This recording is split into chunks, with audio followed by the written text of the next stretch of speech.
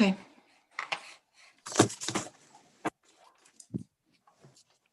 We're live. All right, 1 second. Okay.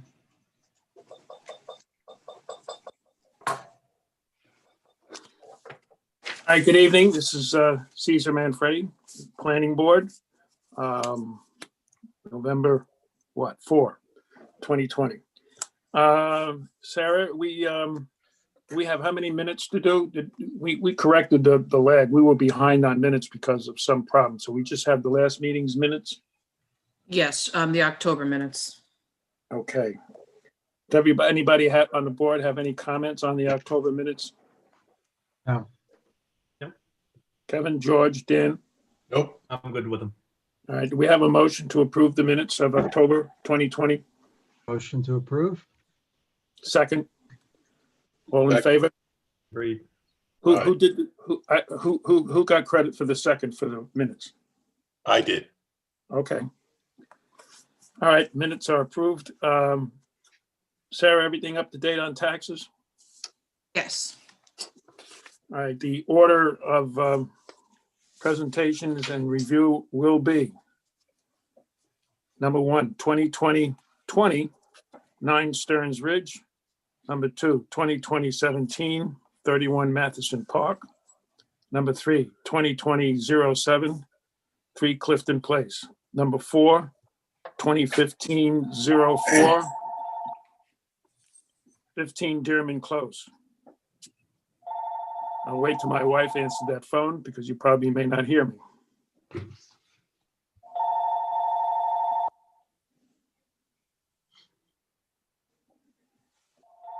Would you answer the phone? All right, number 5, 2020-26, 47 Kingsley Close. Number 6, 2020-24, 34 Lewis Road. Number 7, 32 South Ecker Street. Number 8, 2020-27, 90 Fargo Lane. And I think that's it, number 8. Okay, number 1, 9 Stearns Ridge. Anyone here representing the application, please hit the raise hand button. Say that again, Sarah. Oh, no, I was just reminding the applicants when they're here representing, just to raise the, click the raise hand button.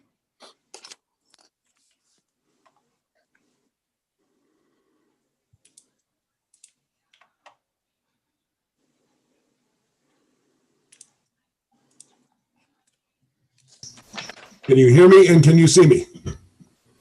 Yes. That's unfortunate, but that's fine. And I have Laura and Susan on, which is great. And hopefully somebody somewhere from Hudson Engineering.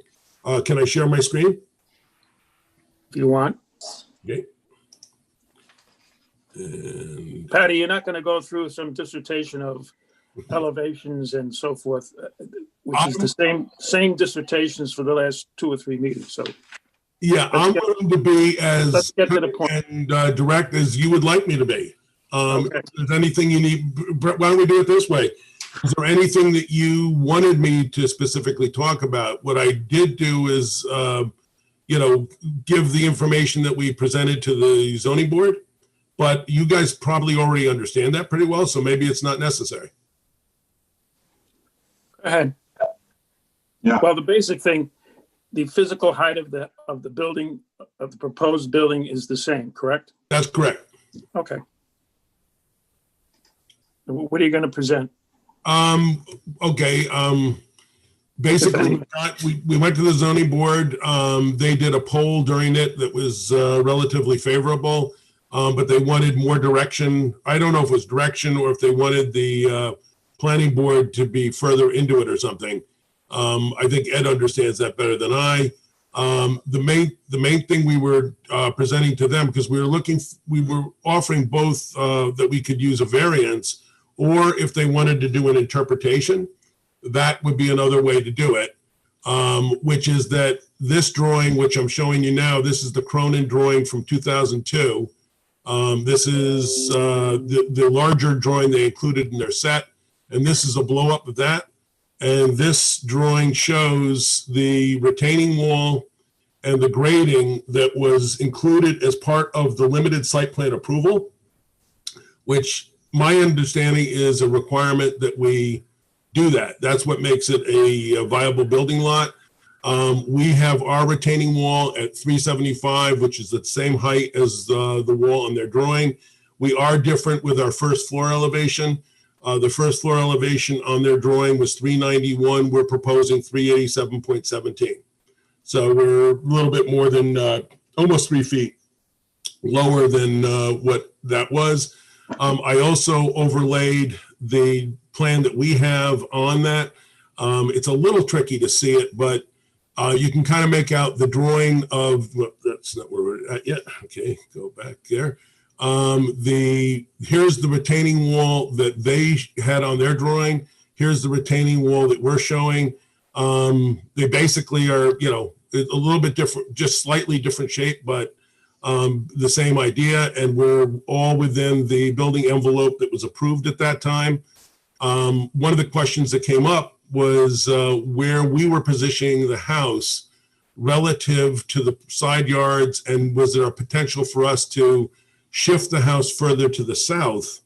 I don't think that's viable unless people wanted to talk about other variances. One of the things that's important to understand is that in March of 2002, the site plan property is this green line. But by the time the village was ready to sign off on the maps, the plat map had changed to the orange line. So the footprint of the house, which is the kind of brick color, reddish, that needed to move. You can see where the zoning setback line is. So if I just take that same shape and shift it up so I'm compliant with setbacks, that's basically where I end up. This is the footprint that we're proposing. If I overlay them, it's pretty much like we're as far to the south and to the east as we can get, with still having a viable driveway for the cars. It's also worth noting that the orange, or the brick, I guess, color is a 2-story structure as they had on their plans. Our blue is 2 stories, our green is 1 story. So the portion of the building that's closest to the neighbor is a 1-story structure, with the first floor level of where we are a little bit more than 5 feet below the first floor of our neighbor to the east. This was just to bring you up so that there's no confusion. This is the actual site plat map that was filed. I highlighted the building envelope so you could see how we're fitting in that with the house.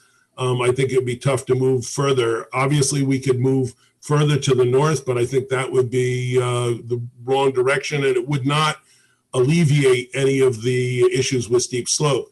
We basically have a problem with steep slope once we've crossed about this line right here, because this site drops down so fast. I don't know that there's anything else that you really need me to explain, so. That's good, Doug. Yep. All right, the record should show that we had an email against. It's one of 5, I think, or maybe 4. Lori Davidowitz.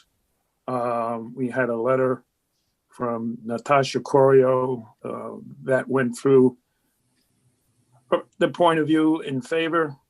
And there was another one.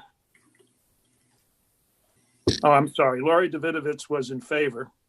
And it's Gersovich that's that has one of maybe 5 letters that was adamantly opposed to the height. Sorry, Ms. Davidowitz, you were in favor of this project. And have the board members looked at those or aware of those correspondence? Yes. Yes. Any comment? The overall, we've been at this for this is probably our 4th meeting. We've seen numerous letters and emails. Certainly, there's been lengthy presentations on height and this, that, and the other thing. We have a resolution for it to go to the zoning board. Any comment before we get to that? Is there any comment from the board? I'll start with Kevin. No. Any comment, Kevin? No, no comment. Dan? No comment at this time, Caesar. I have no further comment. George? Well, I have a couple, so I'll just start by saying the applicant and such knows my feelings since day one. We expressly describe our issues with the idea of having such a large variance, especially for new construction. And for me, I used the context of the neighborhood as my guiding light there. And none of the other projects, some of which you've built, Patty, required a variance at all. So they were all done, as I understand, as of right. So I think that this is one of those issues where the site itself is not as it's diminished from the others, and that should have been clearly understood by both the applicant and the architect. But instead, what Patty brought in Right. was in essence, no, I want this height to be this height. This is what I want. I understand it doesn't fit within the rules, but this is what I want, and was willing to say that that's what you wanted. You didn't want to go through any other alternatives to show us what it was. The height has not changed, as Caesar has said. So you've done virtually nothing for us in all these meetings to kind of show us what a different proposal might be. There were comments also made about the bulk of what it looks like from the rear, and that hasn't been touched at all. So I think the way I looked at it, I was not at the last meeting, but the meeting before that, we were sort of at a crossroads. You were not interested in collaborating with us, so be it. And I thought it was going to go to the zoning board for them to make the decision about giving such a height, a variance of 9 feet on this thing. I am concerned not only about what you're proposing, especially about the rear, about the bulk of it, but I'm also concerned about the precedence of this thing. And I wanted the zoning board to opine on it. So it is my feeling that no, I don't accept this as a viable, because it's not following any of the rules, and it becomes very subjective. And for me, that's a slow creep that will diminish whatever power this planning board has. And that's my fear. But I also think specifically that we've expressed comments about what the rear is like, and you've made no alterations to that. So no, I'm not going to be voting for this resolution. Okay. I see. I tend to agree with you in many aspects of what you said, and that it's the code issue. And if you look at the variances in the code book, there's a list of things that the zoning board or the Board of Appeals look at to grant a code variance, which is not the same as in the duties of the planning board. So in my opinion, as you said, it's a code thing, and code things are, I'd like to see the zoning board opine on the code thing. All right, well, let's go to the public. Any comment from the public? Nobody's raising their hand to speak, but there are several comments in the chat.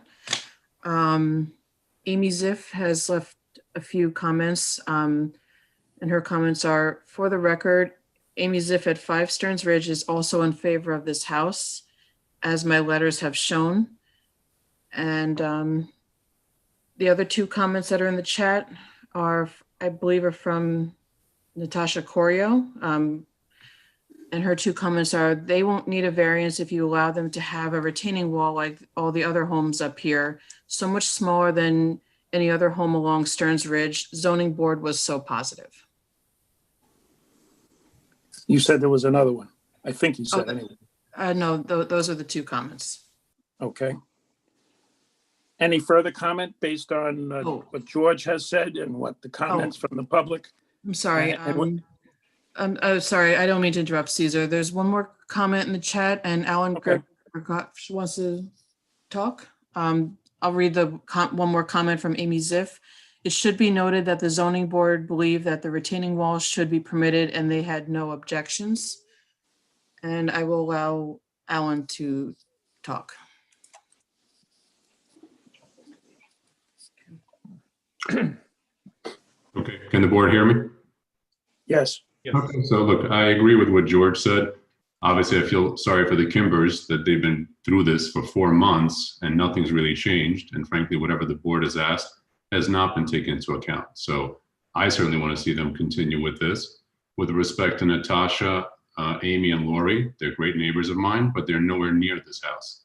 So I respect their opinion. They're not next to this house, and I am, and that's just the bottom line. So I agree with the board, and I'd like to see this matter finished so they can finish and at some point build their house. Okay. Thank you. You're done now? Yep, I am. Yeah, Okay, and thank Caesar, you. when it's the right time, I'd like to respond to some of the comments that George had. All right, let me finish what Yeah. I was going to do. All right, then go ahead, you go, and then I'll re-canvass the board.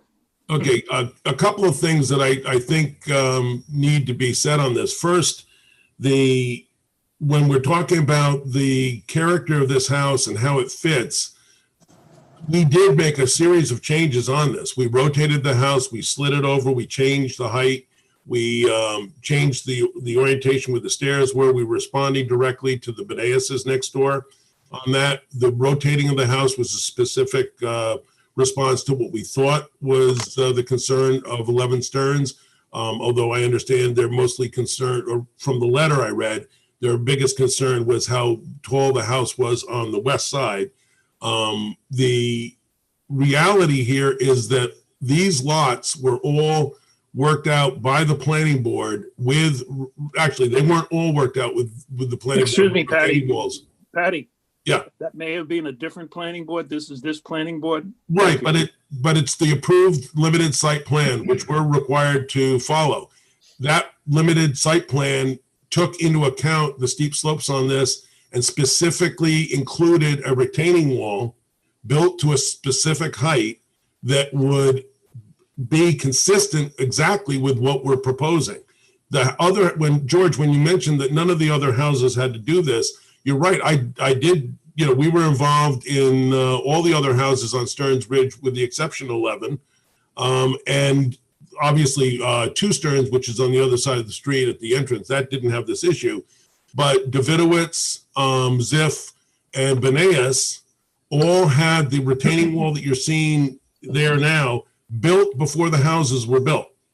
That raised the grade up, which is the reason that we didn't have to do anything with the issues of height on those. If you notice, those houses are all 3-story structures on the back, and relative to the size of them, we are the smallest house on the largest lot. We have the lowest ridge relative to the street of any of the houses. So the idea that we're bigger than is not accurate. No, I hate to interrupt you, but this is more for me to understand a couple of things. Number one is that my understanding is that this limited site plan approval was done many years ago and was only for a certain amount of years. Correct? No. It's in perpetuity. It's forever. My understanding is it's the equivalent of if you get a variance on a property, it was the requirements for any lot to be built up there. So I don't think it has any expiration date. To the contrary, I think it was something that the planning board at that time, I realize it was different people, but it's the same planning board. Yeah, but I think the rules on height were different, if I remember correctly. They were much more accommodating at that time. The village after that made a change. Well, you can look at it 2 ways: accommodating or more restrictive. No. I think what Patty's trying to say, though, Caesar, is that they were more flexible at that time than they are now. And again, case in point right there is that the village changed. The people that made these laws realized that, no, we don't want these large things. These height issues are a concern, and therefore we're going to change the laws. So you can't necessarily try to say, oh, you can't have your cake and eat it too. Sure. So I'm confused because I was under the impression that this limited site plan approval with the wall, and I thought you had said it was that if you had built it at the time, you would have complied. No, what I remember that what I said was, had it been built at that time, we wouldn't be having this conversation, because the grade I'd be working from would be the regraded site the way the other lots were. The Well, only yeah, thing, and if we had the time, we could clearly go back to the recordings, and maybe you're right, maybe I'm right. I don't know. I'm not going to get into that as much as what I also understand is that even if your assumptions are correct, okay, that that wall is there in place right now, you've yet to prove that what you're showing would actually comply with the code. Maybe you have, maybe you haven't. I don't did. know that. But What that would have been a good thing to kind of describe so that it would make it a little easier for me to understand. right. Can you see the drawing that's up right now? I do, yes. Okay. So what this is showing is that the lowest point of existing grade on the site right now at the base of the back of the deck is at 367. Mhm. And the lowest point of the grade after the retaining wall is built, we're showing 376.33, but in a way that's almost like we excavated. If you take the point of the top of the wall and you come up to here, which is a drawing that we're planning to do for the zoning board, we can be fully compliant with we are already compliant with the 39.97 being under 40, and we would be compliant with the 35 with the average grade, measured from the average grade. So we would be fully compliant at that point. Have you gone through that with Ed and his group? I'd rather Ed answer that question. But we've submitted these drawings and we've made that point in the letters that we've done. And I believe that Han Engineering has looked at that, although they also have noted that regardless, we've made the application to the zoning board. We've been before the zoning board and they were favorable, But I reasonably understand that, favorable but to this. let's get back to the specifics that have to do Sure. with this board. Is that if you're saying that limited site plan approval allows you to have this wall and at any time, okay? Correct. That why are you going for this variance? If you can build this wall, build the wall, and you don't need a variance. Is that correct? George? Yeah. The interpretation from the building department is consistent with its interpretation since the implementing of this law, that we're not using that wall. He's welcome to get that interpretation from the ZBA, but we're not, we are not interpreting that wall is zero, for lack of a better word. Yeah, but, and also, Ed, if I Yeah. could say, correct me if I'm wrong, but there's a provision that limited site plan approval expires in 3 years.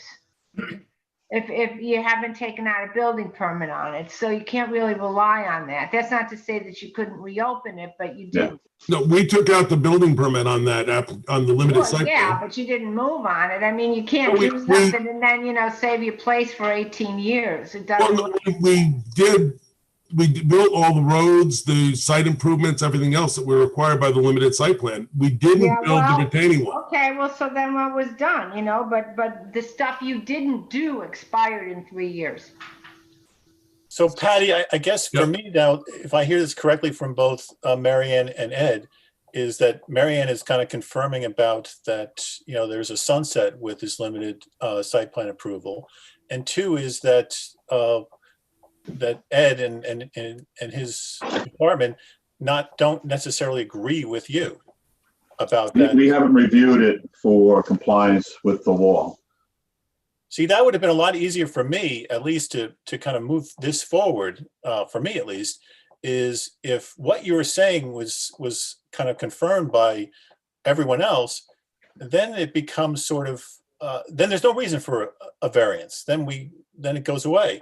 But to go through all this rigmarole, it to me was, I wouldn't say it was deceiving. It's just like, it doesn't make sense. So I was trying to figure out why the hell the other ones could get away with having the height that they have and you couldn't. And unfortunately, It wasn't until I had to do a deep dive on this thing to figure it out. And I go back to Patty. I think your comments that you're being making are not necessarily agreed to by either the attorney or the building department, and you should work that out. Well, Can I chime in here for a second, the way I understand it? Now, the way I understood it, and Ed, you can correct me if I'm wrong, that the height, to meet code on a height, it's from the original grade, not from a new grade created by a retaining wall and fill. Yeah, so what's happening, I'm just some numbers. Is it not from the original We've grade? interpreted the code as written. It's gone by, the height is taken in the law from the lowest point of the periphery of the proposed building, from the highest or the lowest grade. The original. Well, Or if you proposed. dug down, it would be from the lowest grades. Okay. But it says from the highest or lowest of the existing grade or the proposed grade. You take the lowest. So we took the lowest. So at the end of the building, we took the low point of the building. And Patty's made a his drawing is accurate when he took it from the deck, which is another 1.5 feet down, approximately. So he's 49 feet. I mean, that's what he is. The exception for the chimney is still there. We've gone over this for 3 or 4 meetings, and like I look at it as it's the code. The current code says that in my layman's term, the original grade, not if you build a 20-foot wall and you put 20 feet of fill and you shorten the house, therefore you can shorten the house by 20 feet, or in this case, 5 feet. And that you can't make a house shorter by bringing the ground up, essentially is what the way I'm looking at the current code. And maybe that's a good thing most of the time, and maybe it's a bad thing some of the time. And I think we've really exhausted the conversation on this, and the code interpretation is a code thing, and I think it's time to send it to the ZBA and move on. Could we have, based on the restatements and the information from the public and the combination of George and Patty having a discussion along with Ed, I'd like to recanvass the board. Any further comment, Kevin? Kevin, are you there? I'm here. I have no further comment. I mean, I think we've kind of heard both sides of the spectrum, both sides of the argument. And so, I'm ready to, I guess, issue a vote on it, if that's what we're going to be doing. Yep. Dan? Again, we sort of heard all arguments. Are we going to throw it back to the ZBA for a ruling? Well, we're gonna, Mary Ann has a resolution to do just that. And the resolution has some qualifications. There's some engineering issues which will be conditioned in the resolution in addition to pending ZBA. My further thought is the idea of, can you raise the ground to make the house shorter? I'm not going to decide that. That's a code thing, and I think it's time to send it over there. And I also heard at least 3 or 4 times hearsay information that the zoning board likes this, so let them like it if they do, or not like it if they don't. Mary Ann, you got the resolution that we can proceed? I do, but let me just Mary Ann, hold on 1 second, please. Caesar, there's a lot more comments came in. Would you like Sarah to read them? Let me Close the public make hearing. Mary Ann, you speak first. This isn't the resolution. This is to respond. Okay. I did watch the zoning board of appeals consideration of this, because there were a couple of applications, planning board applications that had gone there, and the attorneys call me anyway. So I did watch this application, and Patty described it accurately, and he made a strong pitch to the, Patty, you're going to be surprised. This may be the first time I've spoken. He made a good pitch about why they should decide it, but the zoning board just was not comfortable doing it until it was satisfied that the planning board was done with it, but for the height, you know? So anyway, I just wanted to let you guys know that, because I did watch the meeting. Okay, Sarah, do you have another round of comment from the public? Yes, there's a lot of comments in the chat, and the homeowner would like to speak. So would you like me to read the comments first, or? Well, identify the homeowner and we'll let them speak. Let her Megan speak. Golden. I'll allow her to speak first before I read the comments, but it's Megan Golden. Okay. Hi, thank you. I just want to echo what was just said about the planning board or the zoning board and their resolution. And yes, as Patty mentioned, I'm sorry, Ms. Golden. You're the applicant, and yet I see Megan Kimber, and your name is what? oh, sorry. Yes, Golden is my maiden name. Sorry, I don't have Okay. it on Zoom. Apologies. She's the right person, Caesar. Well, I wanted to make sure it's a different name than what I had. Yeah. Apologies. Yes, Megan Kimber.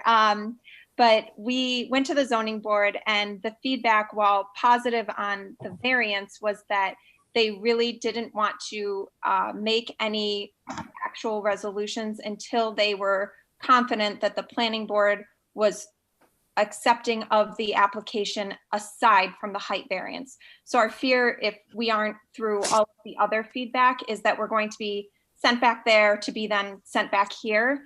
So I just wanted to see if it was possible to ensure that everything else, that the board was comfortable with all other aspects of the application. And then if so, we could go to the planning board or the zoning board for that one height variance.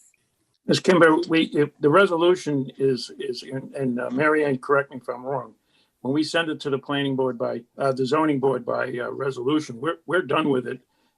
There's some minor, I don't know how minor, but there's some engineering issues on drainage, which is, the resolution says, subject to further engineering review and subject to the ZBA. So you would not, Mary Ann, they're not coming back after we pass this, if we pass this If you resolution. pass the resolution, no, they wouldn't come back. Unless they make a change. Yeah, you could change it if you wanted, but that's not the way it's drafted. Okay, thank you for the clarification. Sarah, you got the rest of the chat or further? Are you done? I'm sorry, I almost cut you off there. Oh, yes, I'm done. Thank you so much. Okay. Sarah, you want to do the chat? Okay, I'm going to try to lump them all as by person. So one comment from Amy Ziff says, it should be noted that the zoning board believed that the retaining wall should be permitted and they had no objections. There were several comments from Ben Glazer, Who's Ben Glazer? one of the neighbors. Okay. And his comments are, the zoning board was in favor of all. This home fits perfectly. Not sure why the next door neighbor is fighting this so much. His next comment is, if they have the retaining wall, there is no issue. We live in the community on Dearman Close and are excited for this home to be built. And we also had several comments from Lori Davidowitz. Is there any possibility that the zoning and planning boards would be able to discuss this together? It seems that there is not clarity between the two boards. And her next comment is, it seems that some opinions on the planning board are based on personal preference, not what works for the homeowners association and fits in with the homes in the neighborhood. I just heard this home be described as large and too tall. Please take the time to visit our neighborhood and understand exactly how this home is situated. In addition, there is a home on the other side of this proposed home that is in favor of the proposed plan.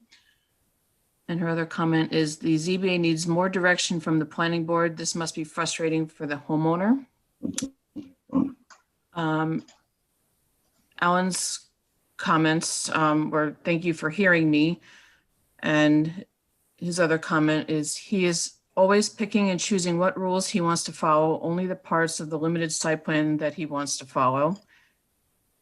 And the last bit of comments came from Natasha Coriel.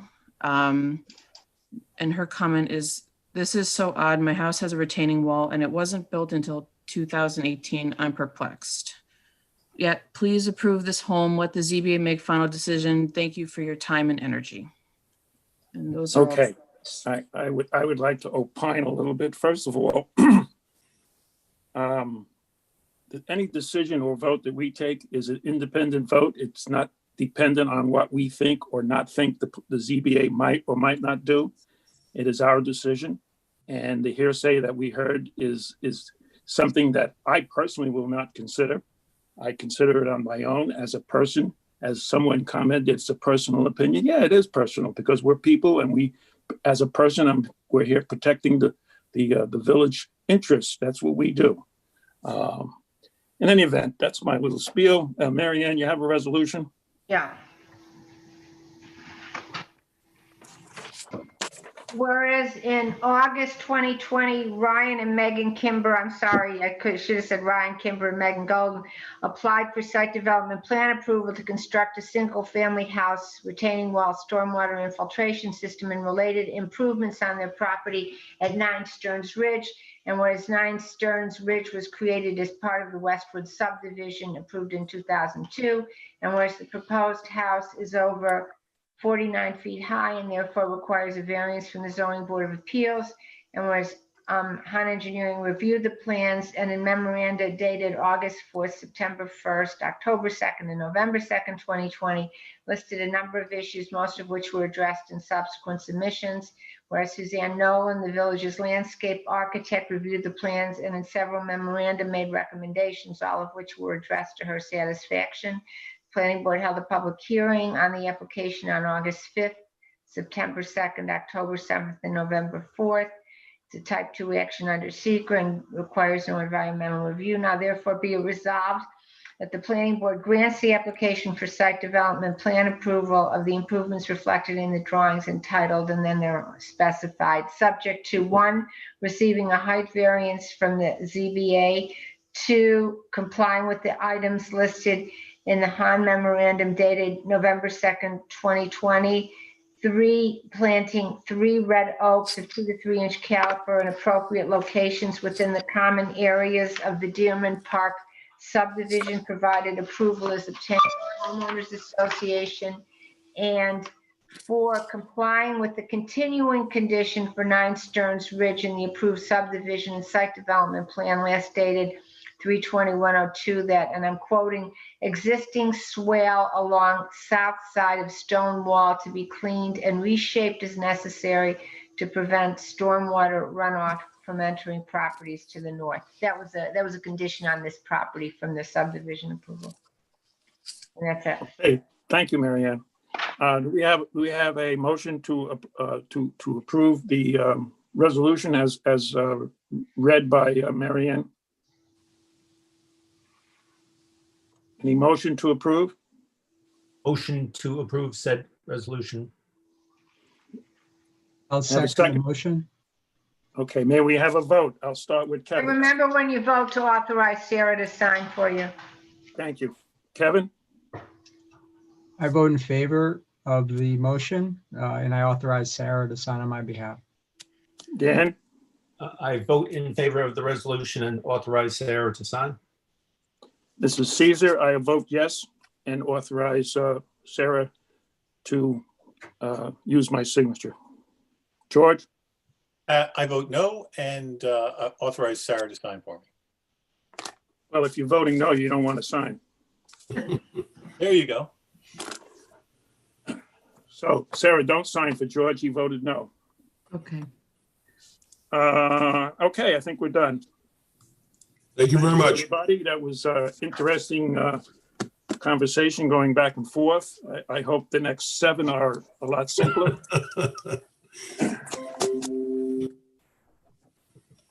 Number 2, 2017, 31 Matheson Park.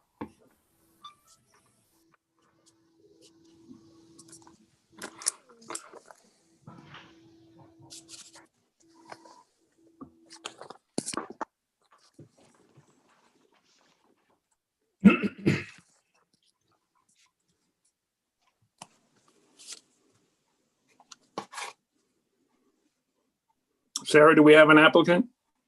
Yes. Sure. They're there.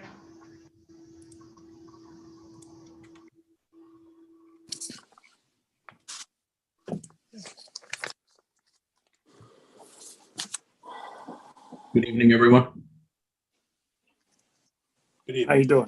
doing? It's one way to do a sound test. Chuck Willett, Brooks of Vladico Architecture, representing the Fitzpatrick residents. I have Howard here from Hollander Design. I also have Uda here from Hudson. I believe we're just kind of clearing up some of the comments from engineering and from the plantings. Other than that, regarding the height and the coverage, we were in front of zoning a couple weeks ago. There was a clerical error as far as the public notification. We did present as much as we could just to feel everyone out. I think it went very favorable, but we did get continued because of that clerical error. Okay. There was one thing I wanted to make sure of. I think you took care of it. There were some trees to be taken down that were not in the construction zone, and Right. our landscape said that you took them out, and I just want you to confirm that they were taken out. Yes, we did remove them. It's only. Now, that doesn't three. mean we don't want you to take them down. We're not disapproving anything. We're just not reviewing them. If you want to still pursue whatever you want to pursue with them, you got to go to the tree commission. Yes, we understand. Thanks. Okay, any comment from the board? Does anybody want to a brief review of what we're looking at here? Why don't you just, in 5 minutes, tell us what we're looking at?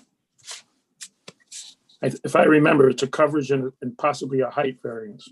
Yeah, those already got continued onto the ZBA at our last hearing. But those are the two issues, right? Correct. And I think we went over these things at length at previous meetings.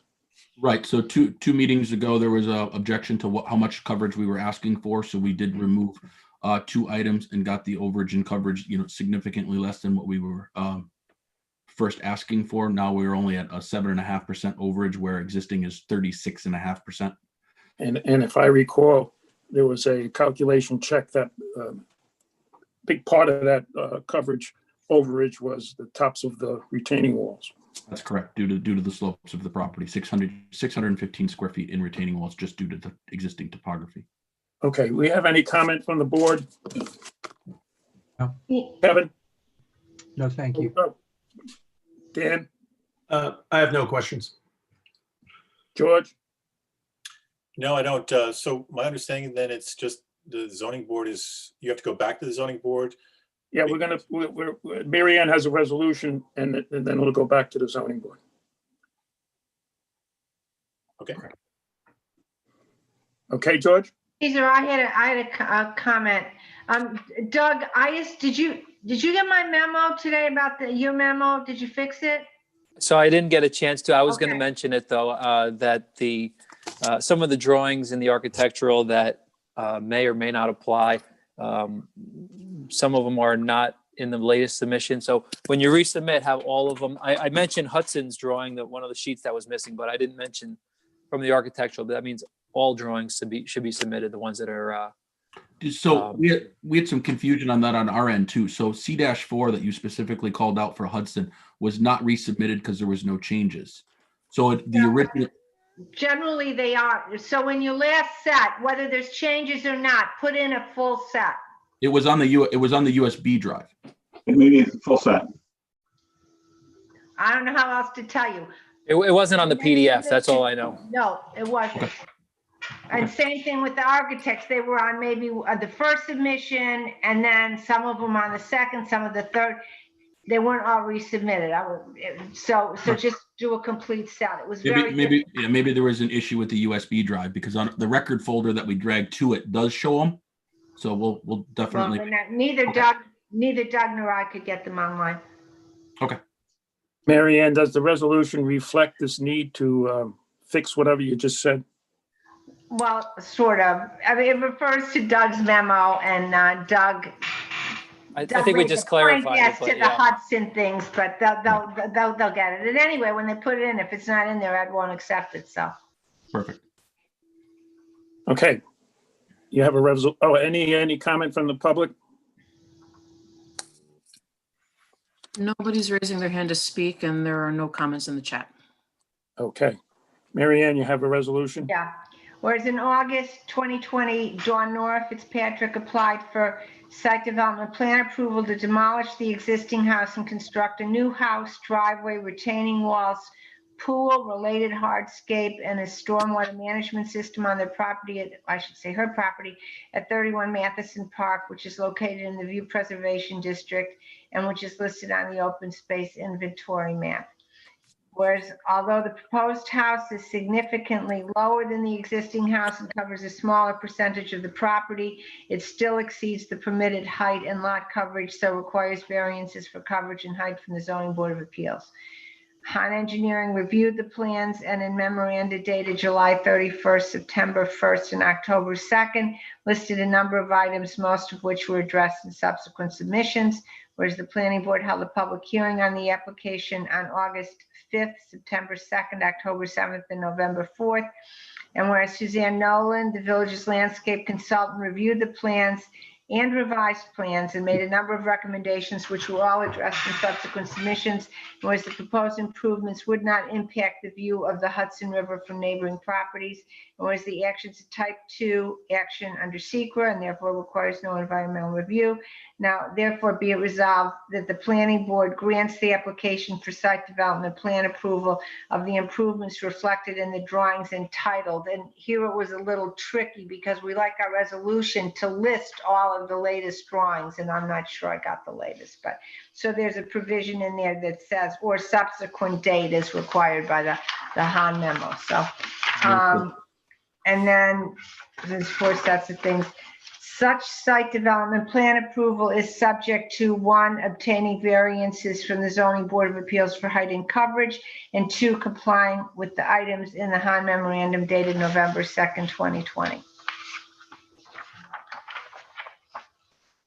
Okay, do we have a motion to approve the resolution? Motion to approve said resolution. Okay, Dan, do we have a second? Second. All in favor? Dan, I approve. and you authorize? Yeah, I approve, excuse me. I approve the resolution and authorize Sarah to sign for me. That's Dan. Kevin? I also approve and authorize Sarah. This is Caesar. I approve and authorize Sarah. George? No. And the vote, George voted no. Sarah, don't sign. It was a no. George, I assume it's the same rationale as the previous, which is the code is the code. No, but it's also the process here that, and I'm not trying to take go after any of these applicants. It's just that to me, the process has to be done a little bit differently.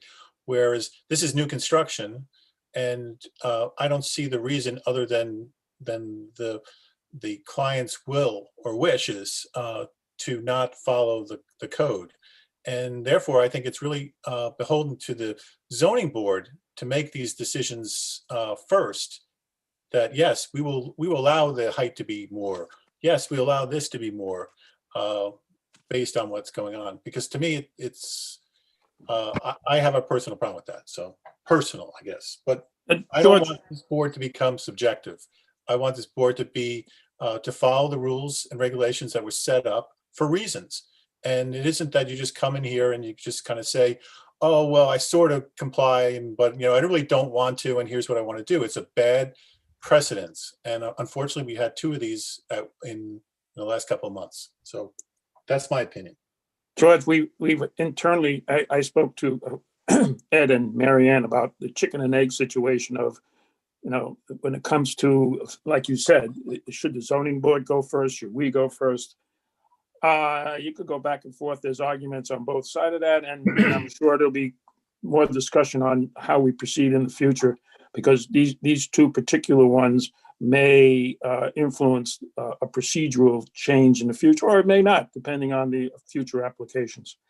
In any event, as I said in the previous application, a code thing is a code thing, and let the code people do the code thing. All right, thank you, George. Thank you, everybody. I think we're done with this, if I'm not correct. Thank you. Tell me. Appreciate your time and energy. Thank you. Number 3, 2020-07, 3 Clifton Place.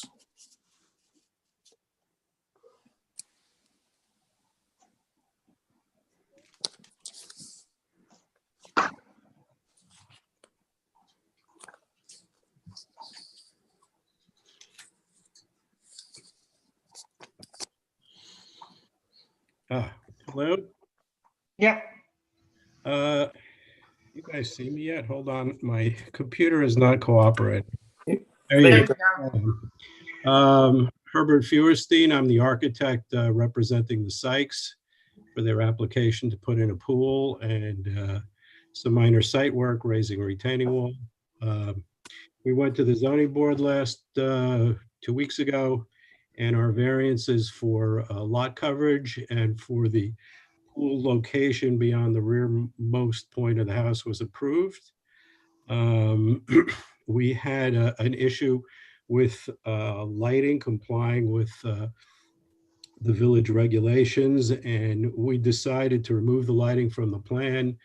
The back of the house has lights already, and the pool is so close to that porch. The porch has lights as well. So out of, respect to night sky regulations, we eliminated the lighting.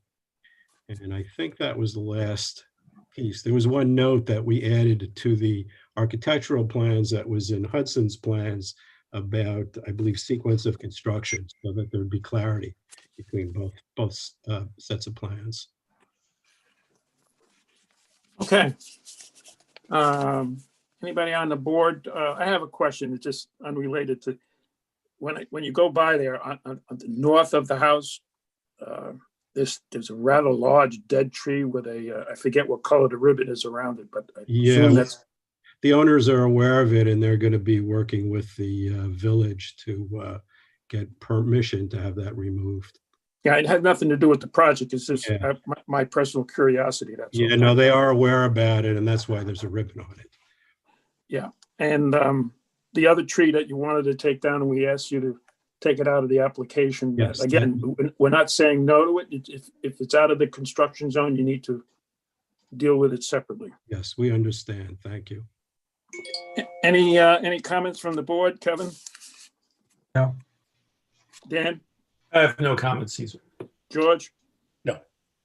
I have no comment. Any comment from the public? There are no comments in the chat and nobody's raising their hand. Mary Ann, I believe you have a resolution. Yeah. Was in March 2020, Scott and May Sykes applied for site development plan approval to construct a pool, retaining wall, patios, fencing, landscaping, and other improvements at their property at 3 Clifton Place, which lies in the village's View Preservation District. And whereas the original application proposed coverage significantly exceeding the existing coverage and the permitted coverage in the 1 of 40 district, and whereas the application was revised to reduce the coverage from 6,295 square feet to 6,011 square feet, which is less than the existing coverage on the site. And whereas the proposed construction requires variances for coverage in the location of the pool in the front yard setback, which were granted by the Zoning Board of Appeals on October 27th. Han Engineering reviewed the plans, and a memoranda dated February 28th, June 30th, August 4th, and October 5th listed a number of items, most of which were addressed in subsequent submissions. And whereas the submission showed the removal of a 56-inch tree, which was not in the area of the proposed construction, and the planning board directed the applicant to refer the removal of the tree to the Tree Preservation Commission. And where Suzanne Nolan, the village's landscape consultant, reviewed the plans and made a number of recommendations, most of which were addressed in subsequent submissions. I just want to clarify, when I say most of which, that doesn't mean that they don't have to be satisfied. It's that it ends up being a condition in the resolution of approval. So it's not that they're not getting, I just wanted to clarify that to the board. Whereas the planning board held a public hearing on the application on March 4th, July 1st, August 5th, October 7th, and November 4th. And whereas the proposed improvements would not impact the view of the Hudson River from neighboring properties, and it's type 2 action under SEQRA, resolved that the planning board grants the application for site development plan approval of the improvements reflected in the drawings entitled Proposed Additions and Alterations 3 Clifton Place, subject to complying with the items listed in the Han memorandum dated October 5th, 2020. That's it, Marianne? That's it. Do we have a motion to approve? Motion to approve. To approve. Second. Second. All right, we'll take a roll call for the vote. Kevin? I vote in favor and authorize Sarah to sign on my behalf. George? Yes, and please, Sarah, sign for me. Dan? Yes, and I authorize Sarah to sign for me. This is Caesar, says yes, and authorization to Sarah. I just want to thank the board and I appreciate your direction. And I also appreciate how hard it is to work through these difficult times on these Zoom meetings. So all the power to you.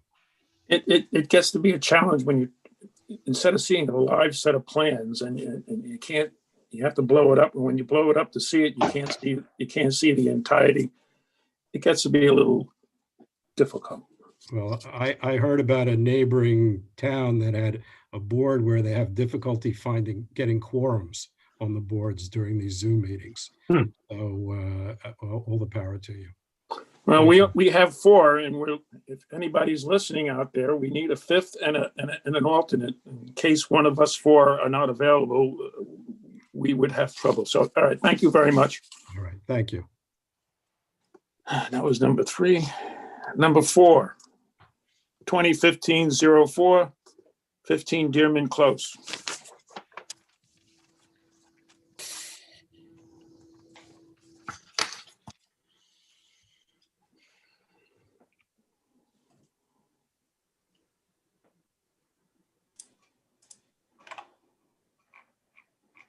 Richard, you're on mute.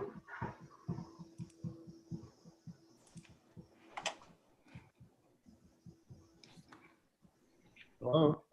No, okay.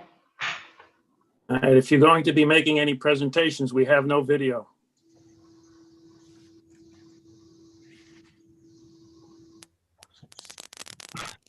Richard, your sound just Oh. went up too. We can see you now, but No, that's not Blancato, that's William Basharat. Oh. The lawyer's there, but he's not, he's on mute. Richard, can you hear us? You're still on mute.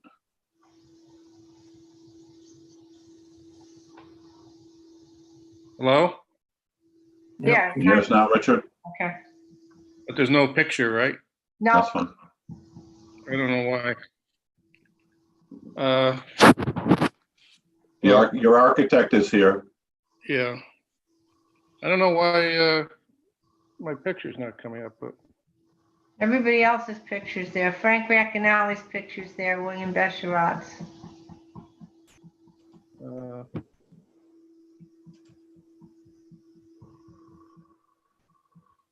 is there anything I have to do? Did you sign on saying yes to There you video? are. Hi, Richard. Hi. Oh, you grew a beard. Yeah, well, Well, that was because the first part of this Shelter. meeting was so long. I'm sheltering in place, you know. Yeah.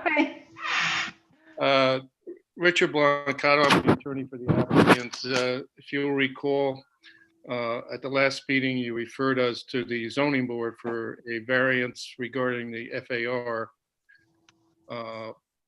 The zoning board heard our application, but then took the position that they could not act on it until this board granted a final resolution approving the application subject to a zoning variance.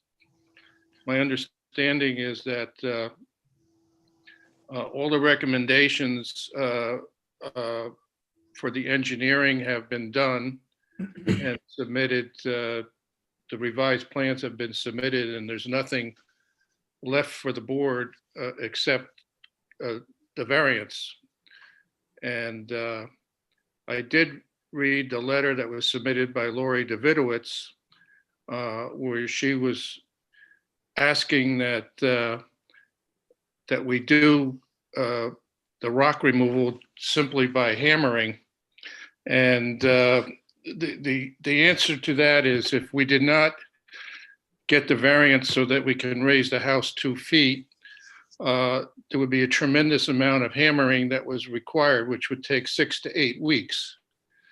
And I understand under the village code that you can't hammer or blast for longer than 30 days. With the variance, there's only a limited amount of rock which we can hammer. We still comply with the height of the 35 feet. That's not a problem. But by raising it to 2 feet, the entire basement has to be considered for FAR. And it would be included, the entire basement. And it's because in the rear corner, the elevation is such that it would require the FAR to be included, plus the fact that this house faces 2 streets, but three yards. So they're all considered front yards. So we have 3 front yards. And that's also, our hardship. So, we request that we conclude the planning board aspect of this application and be sent back to the zoning board. All right, just a housekeeping thing. There's a planting plan that was part of the original. You were originally approved and you're coming back because you found out you had to raise the house to not blast the rock. So the original plan had a planting plan, which is not in this plan. So you need to reinsert it. Yes, no problem. And the Lori Davidowitz letters mentioned site easement. Ed? Yeah, the only site easement is a site easement right in the front of the driveway, which when a car goes out, so we can't do any plantings or trees within that site easement to block the driver's view of the street. That's the only site easement. I don't know how it would have anything to do with this application. Well, it was a comment. We need to address it. Ed, you want to talk on it? Yeah, the only 2 things in the site easement are 2 lilac trees, and trees are exempt from the site easement, as well as columns and posts. Okay, so as far as I understand it, the basic house, as approved previously, really didn't change. It's just going to become 2 feet higher to avoid the rock. And even though it's 2 feet higher, there's no height issues. Correct. It's interesting. It just needs, the FAR changes because of the It doesn't make it a bigger house. It just makes it a different calculation. Okay. Right. It's still compliant with the code. Any comment from the board, Kevin? No, thank you.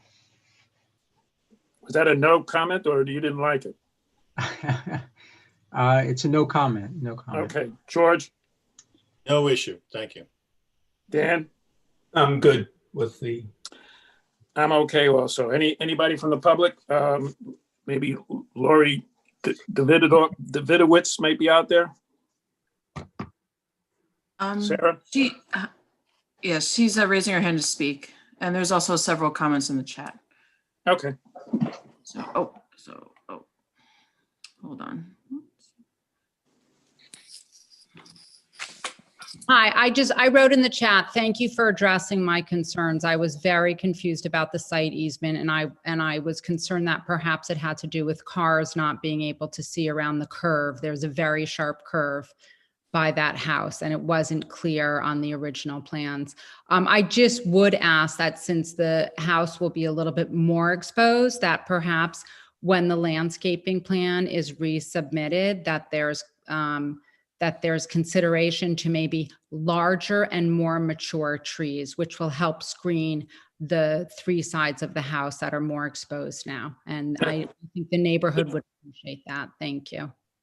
To be clear, it's not resubmitting a new plan. There is an existing plan that was, I presume, inadvertently left out of the current asked for change. And it's just the existing planting plan, which was approved. is existing, and it's part of this present application. And it's a suggestion, and I hope the applicants heed the suggestion, but the planting plan was approved, and to start off, again, reviewing a new planting plan, I'm not inclined to do that. Caesar, could I Fair ask, enough.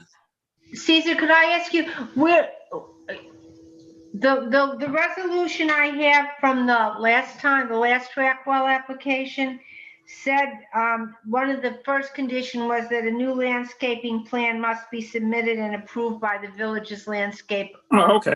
consultant. No, that was the resolution from 2015. Was that done? This is the one. Saying there was an approved plan. Yeah, this was approved by, who was the landscape architect at the time? I forget her name. Lucille Munns, right? Yeah. So there is a landscape plan? Yeah, the one that's in the file is the one. Okay. No, I'm just saying that because nobody said that to me, so I'm gonna have to write something into the resolution on that. Okay. And do you want a minute to do the, while we're listening to the chats? You can do that. Yeah. Sarah, you got the chats? Yes. We have a comment from Amy Ziff. The neighbors very much want to see the planting plan given the house is so prominent in the neighborhood. We have two comments from Natasha Corio. And she says, I'm in support of this home. Please approve this home with a 2-foot raise in height. Allow them for the FAR. Thank you. We have a comment from Ben Glazer. As a neighbor at 21 Dearman Close, we support this home and the revised plans. Oh, and there is one more additional comment from Amy Ziff that says that she's fine with the FAR, and I believe this is for the landscaping plan, that it may need adjusting given the raising of the home. And those are the comments.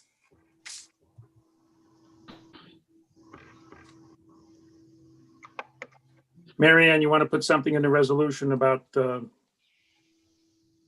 resubmitting a new planting plan for Susan Nolan to look at? You want to do that? Okay. Make the resolution conditioned on. Yeah. I'll do. I can't keep changing this back and forth. Okay, but I'll get it. And Sarah, just so you know, when the resolution I sent you earlier is being changed, so just on this Rackwell one, I'll send you a substitute one when the meeting's over. Okay.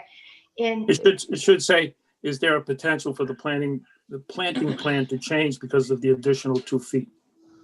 Well, why don't I just say a revised planting plan must be submitted and approved by the village's landscape consultant. Okay, Okay? sounds good. Sarah, I think you said there was a couple of chats. Oh, those were all the comments that I read before. So we're done with the public aspect. Yeah, nobody else is raising their hand. Okay. Given what we heard, any further comment from the board? Kevin? No. George? Nope. Dan? Yep. Me? No. That was an exercise to give Mary Ann additional time to write what she's writing. You ready, Mary Ann? Yeah, okay. In May 2015, Rackwell Contracting received site development plan approval to construct a single-family house on his property at 15 Dearman Close. In October 2020, Rackwell applied to modify the approved house by raising the first floor elevation and constructing a deck. The proposed house requires a variance from the Zoning Board of Appeals for FAR. Han Engineering reviewed the plans and in a memorandum dated October 5th listed several issues which were addressed in a subsequent submission. The Planning Board held a public hearing on the application on October 7th and November 4th.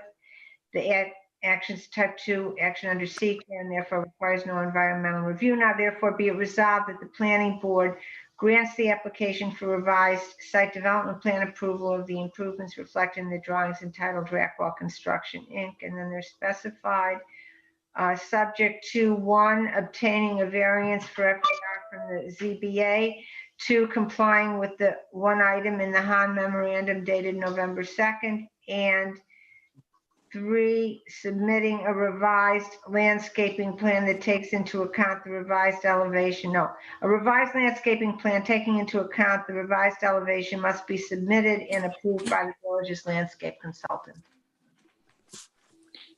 You have a motion to accept? Motion to accept. Second? Second. Okay, roll call. Kevin? I vote in favor and authorize Sarah to sign on my behalf. George? Vote in favor and please Sarah sign for me. Dan? Vote in favor and authorize Sarah to sign. Mrs. Caesar, I in favor and authorize signature. Okay, we're done with 15 Dearman. Thank you for your presentation and thank you to the public for adding your points of view.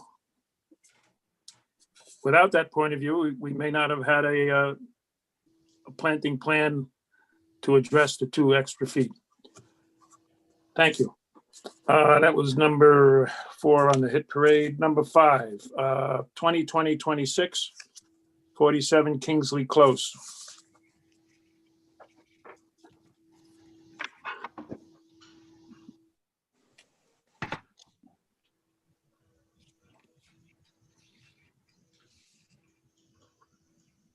Hold on one second.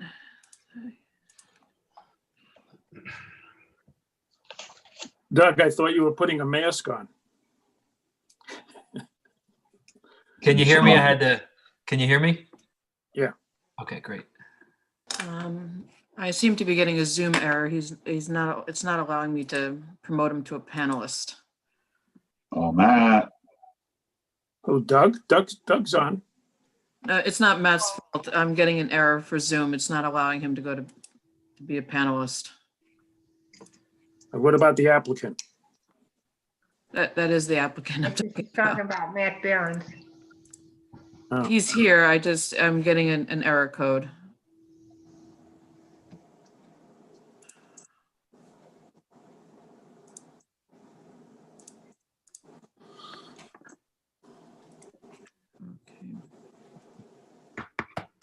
Matt, I don't know if you want to try exiting out of the meeting and coming back in. He just texted me. He's going to try that now. Okay.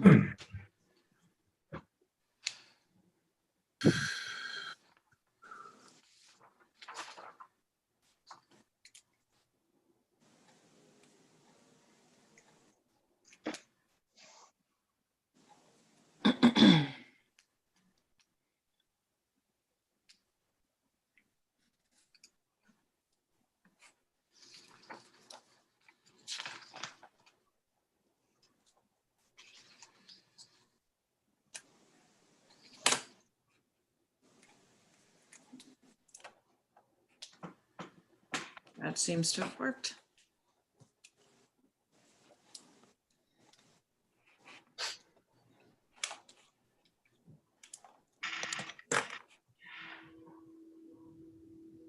I'm here.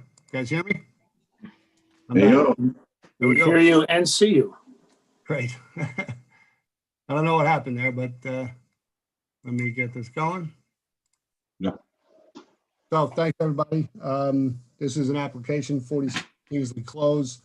It's an application for a new deck to be constructed at the rear of the existing residence. The home is situated at the corner of Kingsley Close and Manor Pond Lane. And it's, it's a nice piece of property, well situated. This, as you can see by the tree plan, it's well screened from the neighbors. There's an existing deck at the rear, if you can see my cursor, partly covered by an overhang on the second floor. And the application is for this added piece here at the bottom. See if I can just blow this up a little bit.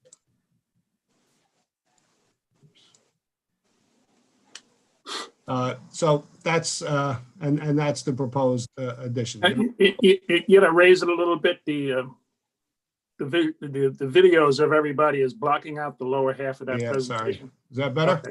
Yep. Yep. So again, there's an existing side yard impingement here. But it's not a, Matt, it was allowed during the original approval was a 15-yard setback, so you're fine. okay, got it. Thank you.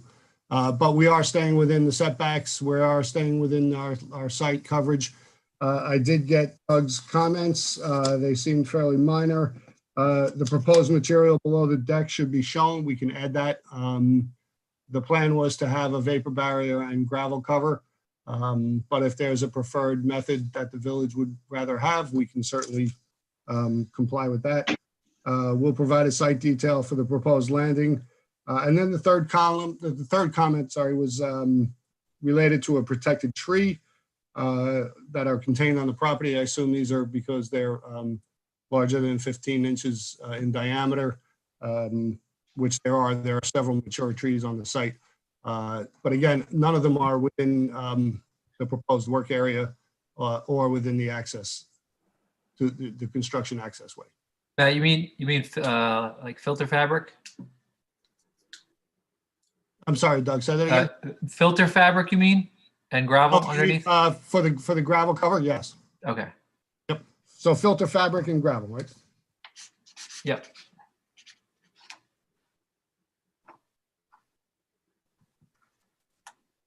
And that's it.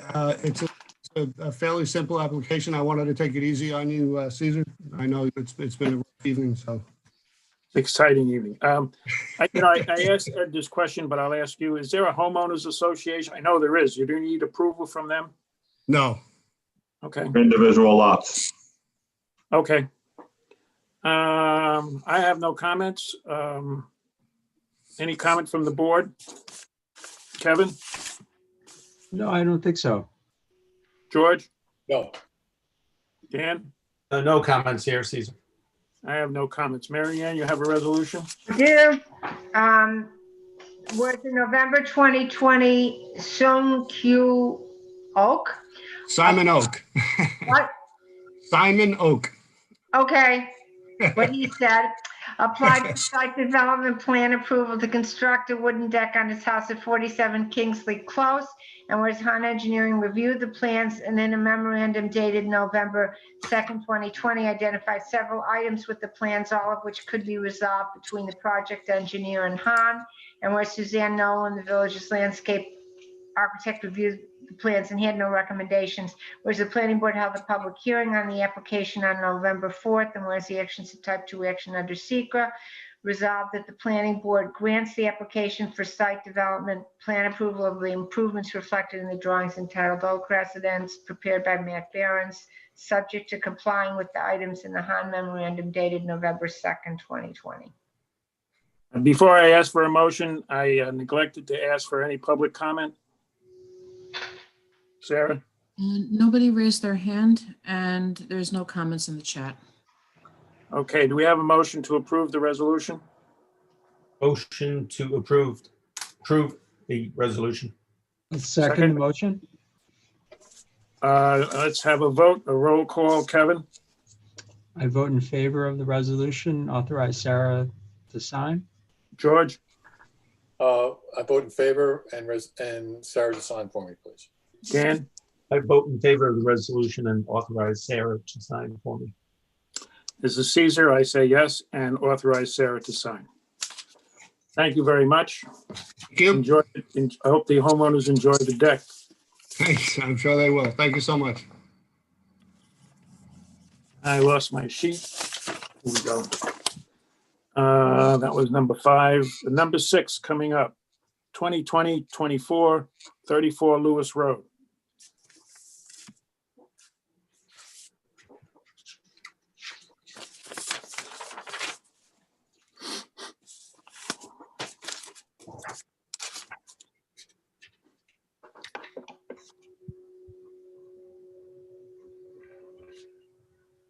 Seems like we're having the same problem with promoting panelists. I'm getting an error. So unfortunately, I think since it worked so well the last time, try coming back into the meeting. Well, this is Patty, right? He was in before. Yes, they're all there, but I'm getting an error code every time I'm trying to promote the panelists or the attendees to panelists. So I think it would be, since it's still not working, people that are representing the application, if they can try leaving the meeting and coming back in. Sorry.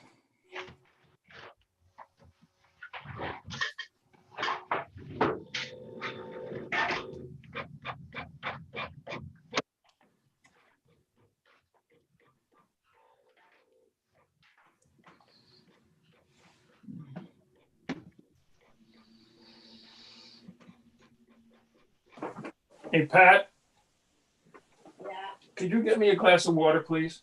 Sure.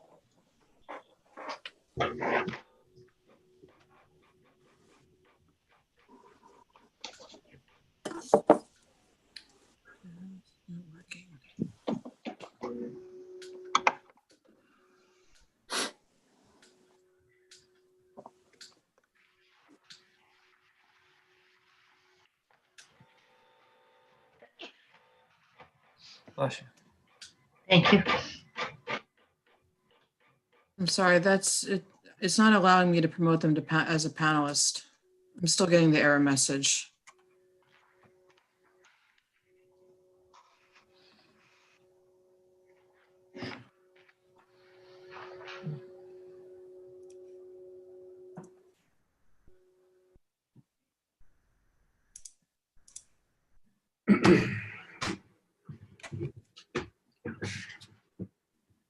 I don't even see him as a attendee. Yeah, they're leaving the meeting and coming back in, but that worked before with Matt, but it's not working now. Andrew, I make it. That may be a problem. I had both doors closed. Did you Okay, hear it? don't get on the screen. Did you hear it though? The hand driving with both doors closed was okay? I didn't hear it. You didn't hear it? No. Okay, 'cause I already used.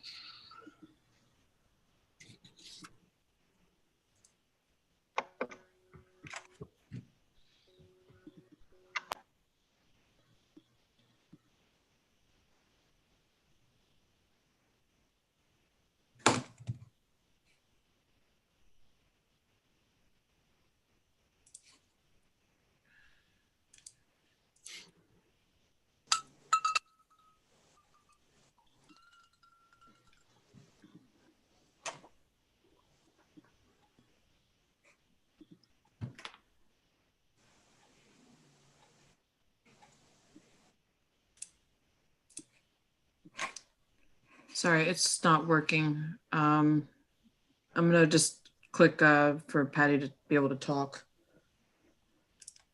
What's going on?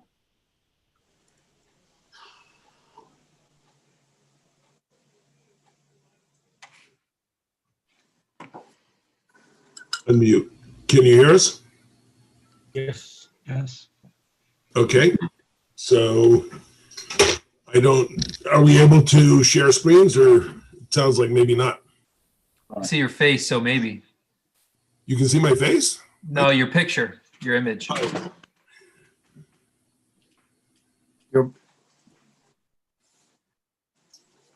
Dr. Jones.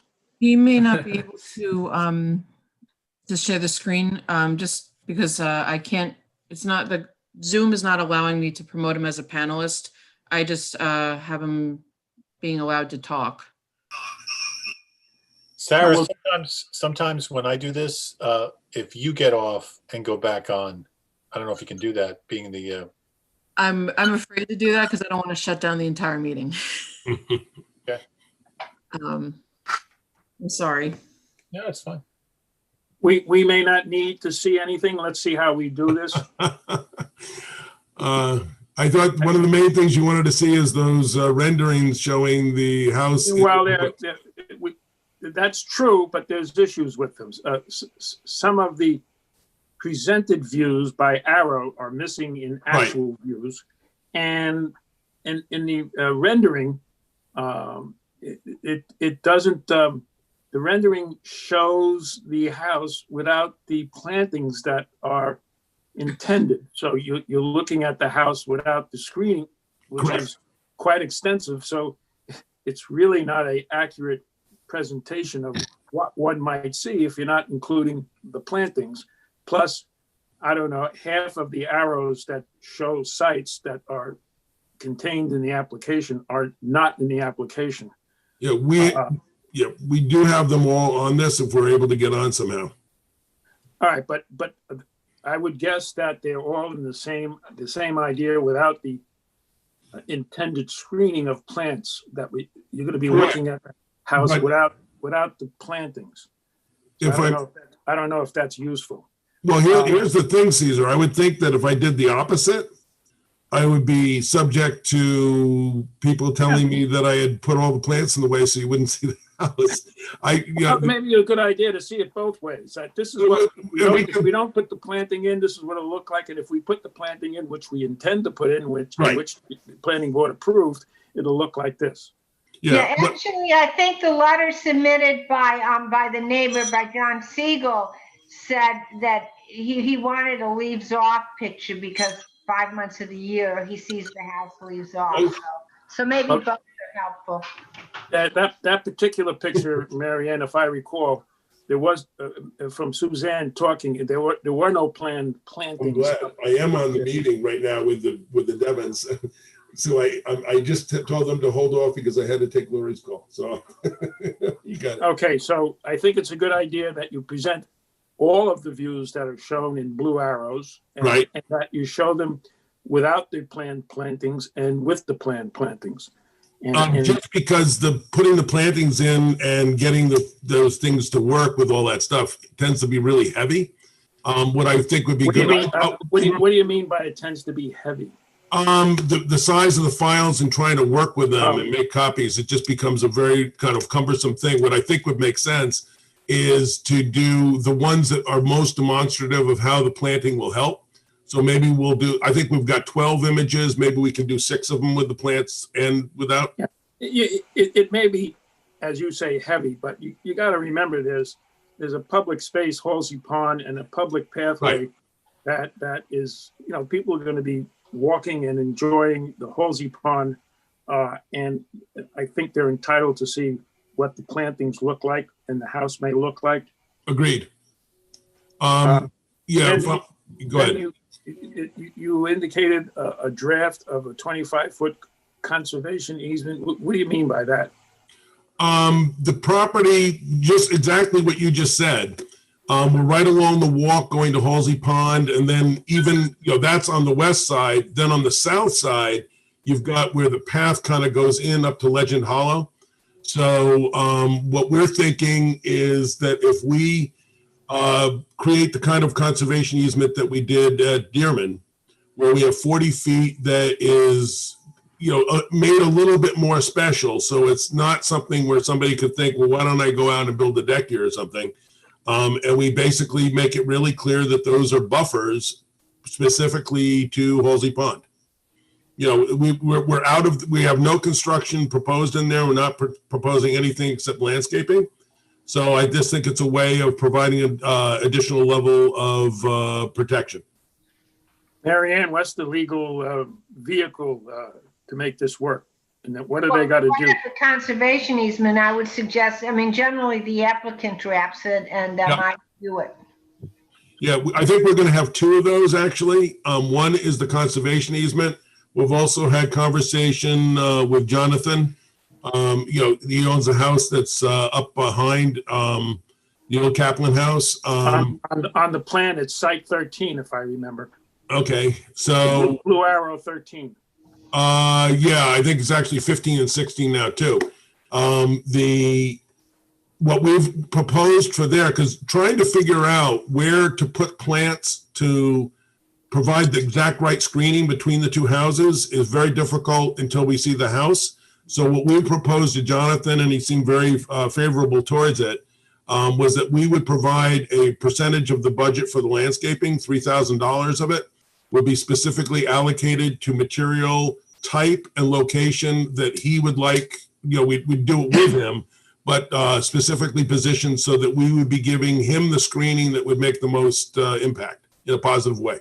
Well, that's us giving an approval to something that we don't know what we're gonna see. And We've got, we have a landscaping plan. I'm not sure I want to approve something that I don't know what it is. Oh, are you on? Am I on? No, can you see the screen? I can see the screen. Okay, so tell Sarah what page you want to go to.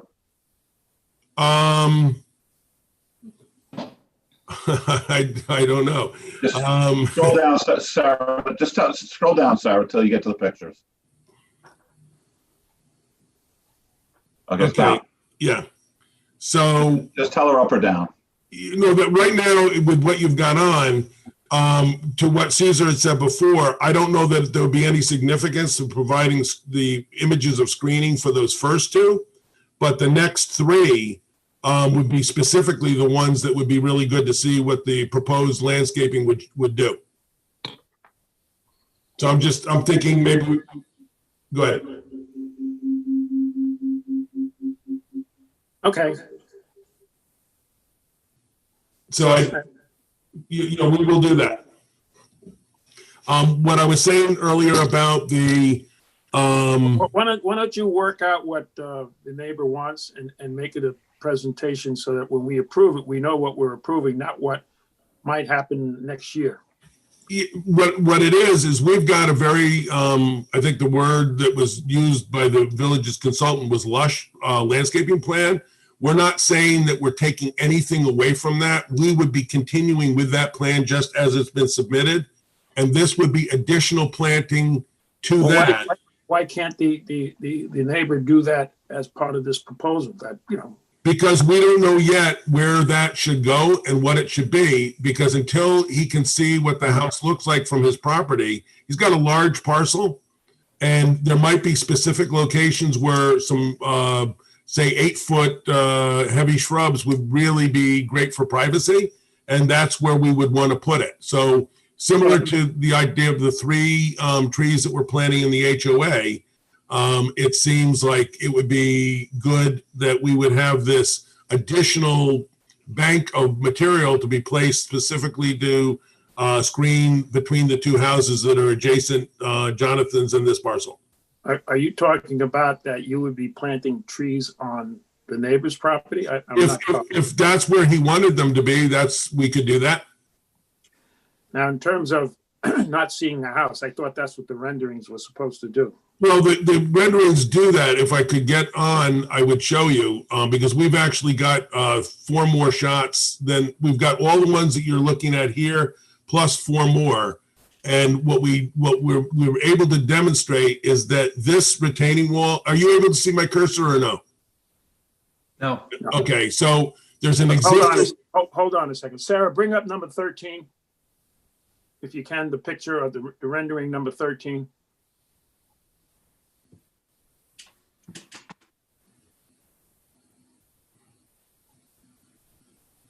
It might be the last one. Make it a little higher.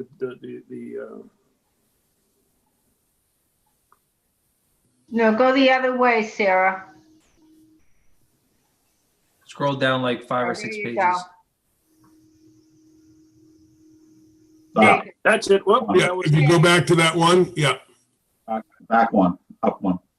Okay, so what you're seeing here is from the driveway that exists now in front of the house, which means that I'm standing at the basement floor in the existing house, which sets down in. The view from the house above, you're looking over this roof to Halsey's Pond, and you're looking down on the roof. So it's the kind of a view that would be a much more surgical placement of perhaps, smaller material, things that are 6 and 8 feet, that you wouldn't block any views to Halsey Pond, but you would really screen out any view of the house. And it's fairly lush on their property as well. So it's really finding those spots where it would make the most difference. And that would be an agreement that we could include the same way we're doing the conservation easement. We would do that too for the agreement with Jonathan. Caesar, how about if he submits the proposed agreement and we take a look at it? Okay. This has come up before, and we'd like to put things in the approval that are definitive, not pending Sure. some future action? Well, we can make it very definitive, except for exactly where the material will go. That would be dependent upon working that out with the neighbor on site. Why don't you put them on the plan, and put a note that says final location to be discussed with neighbor? We can do that. Isn't that easier than an agreement? It's still an agreement, but it sounds easier than a formal agreement that has to be enacted, so to speak. All right, well, as Mary Ann said, you got to come back anyway, because we got to look at this conservation easement. If that, by the way, Mary Ann, is that the correct kind of easement, conservation? There are other kinds of vehicles to protect land. Yeah, well, I know, but I mean, I don't know what the terms of it are or anything. I just saw, on the plan, it said conservation easement. I know, but That's why I'm suggesting you put something in writing, and we'll see whether that's the right vehicle. That's what we'll do. Okay. And we'll get that to you as soon as we can so that you have a chance to review it. Maybe we can make amendments before we submit. In addition to the planting of the neighbor. Right. Were there any other, I mean, I went over Han Engineering. Most of it seemed to be truly engineering with Hudson. I had the impression that, and I could be wrong, you need to have your tree people talk to Suzanne. I think there's some question about new trees might kill existing trees, and which trees are dead and what should come out, and that which trees should be preserved instead of planting a new one that'll kill an old one. Yeah, I don't know if Susan Janchel is on. She's prepared to address that. We're in agreement with what. Here. Okay, cool. So why don't you talk? Yeah, I did speak to Suzanne Nolan a couple of days ago, and she mentioned that she was requesting that we not just remove the trees that were in the way of the planting along the pathway, which is what she had said last time, but you want to see the conditions and removal of trees that are not in good condition down there. But there's more. It turns out when we got our arborist report, there are a bunch of trees that are invasive and many in not good condition and invasive. And she was suggesting that if we remove the Norway maples and the ailanthus, which are very invasive in our area, that it would give a better chance for the other vegetation, the native vegetation, to survive. So that is, we're happy to do that as part of this. Okay, so you need to work on that with Suzanne, yeah. Right. And we have to, Patty needs to work on the missing views and work on the draft, the 25-foot conservation, two of them, I guess you mentioned. Doug, are we past a height variance need here? There's no variances needed here? No variances. We have a couple miscellaneous items that could be easily addressed. Okay. Yeah. I also want to note that Laura Wakefield, the architect working on this, is sitting here in the office with me. If you have any questions. Okay. Any comment from the board before we have this carryover so that the things we discussed can be addressed? Kevin? No, just looking forward to looking at those new things next time around. The new views, yeah. George? So the view preservation, is this the same as for the Hudson River? I'm not. No. What do you mean by view I preservation? don't mean, is it the same criteria as the Hudson River? There is no. There is none. Thank you. No questions. Dan? I'm all set here. Thank you. I have nothing further. Any public? Nobody's raising their hand, and there are no comments in the chat. Okay, we'll see you next time, Patty. I hope. Thank you, guys. Get the computer squared away. Maybe we can someday have a meeting in public again. That would be awfully nice, I think. No, I don't know. In some respects, having it Zoom, it does have some benefit. I agree, except when the computer doesn't work and I've spent 3 days making all these new renderings for you. Well, now you can work on it further and add all the plants to it. Yeah, I'll do that. Okay, that was, thanks, Patty. Have a Thanks. good. What was that? That was 34, Lewis. So we're going to number 7, 2020. Yeah, I asked for the public, yes. 20, yes, I did. There was none. Caesar, Yes. let's go to John Malone. Brandon Holt's having trouble getting on. Oh, we're gonna skip Oh, over. there, he's on. Never mind, he's on. He's here. Sarah, can you bring Brandon Hall up? Oh, this is number 7, 2020-28. Oh, 32. it worked for him today. Brandon, you're on mute.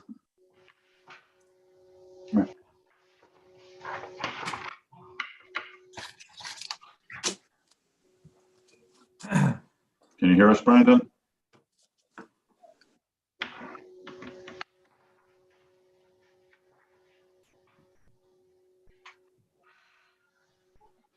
I can't.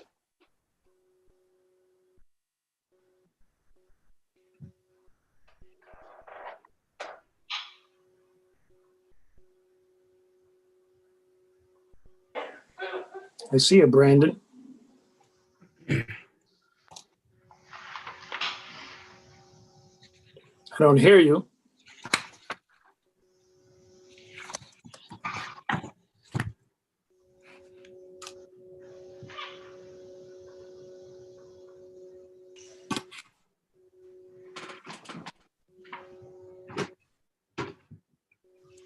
We lost him. He's still there in profile. Yeah.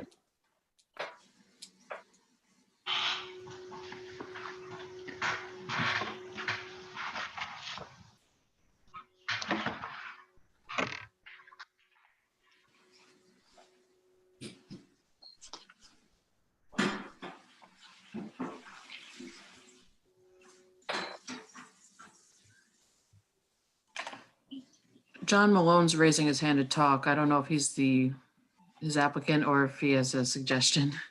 So I'm gonna just see. See what he's got to say. Yeah, John?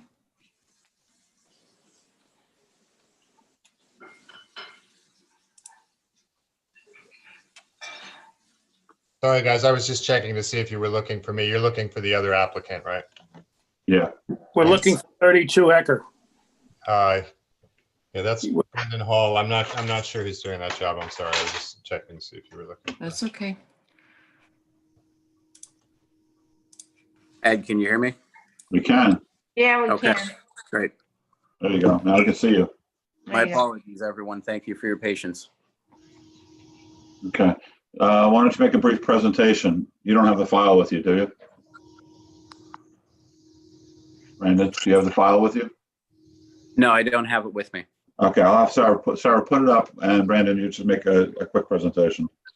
Okay. My name is Brandon Hall. I live at 32 South Ecker.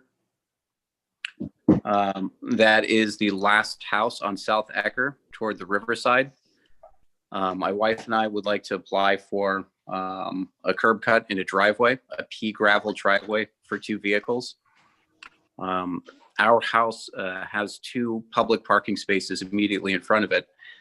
One parking space is a little cumbersome to enter. And so we feel by taking 2 of our cars off the street, it's going to behoove the community to sacrifice 1 public space for two private spaces. Okay. You need village approval to eliminate a parking space in the curb cut. Village trustee approval. Okay. And there's a host of engineering issues with this. We need some, have your engineer talk to Doug Hahn in regards to the potential of a retaining wall. There's need for topographic information. Okay. And there's a host of engineering issues that need to be resolved, which are not clearly presented in what we have so far. And as far as the planning board issues, from looking at it, there's a chain link fence. I presume that's your chain link fence? Correct. On your property? And then there's a wooden Correct. fence that's now, we would like to see some screening between your cars and the property to the north. And we don't think there's enough room to put plantings between your cars and the property to the north. So you, you need to consider a fence. And Ed, if there's a retaining wall and a fence, you mentioned is there height restrictions? The maximum of the combined fence and wall can be no higher than 6'6". Okay. And it would, now, is this house in the historic district, Ed? It is. Is there any No issues? restrictions for the driveway. Yeah. The ARB doesn't have to look at this because it's in a district? And he's not altering the elevations at this time. Well, when I looked at the slope of that existing, it looks like he may have to alter the elevations. Elevations of the building, I'm sorry. Oh, okay. I should have been more clear. My fault. The way I look at that driveway, you pull in now, you're not getting out. Yeah, he's gonna have to work, his engineer will have to give Doug a call, work on it. Okay. So we're talking, engineering. You don't want any fill spilling over to the north across the property line. So we're talking some kind of wall. The slope has to be so that the car can not only get in, but get out. And we want some form of screening between your cars and the house to the north. Okay. Oh, and there's an 8-foot tree near the footprint of the driveway. 8-inch. 8-inch tree. I said 8 foot, sorry.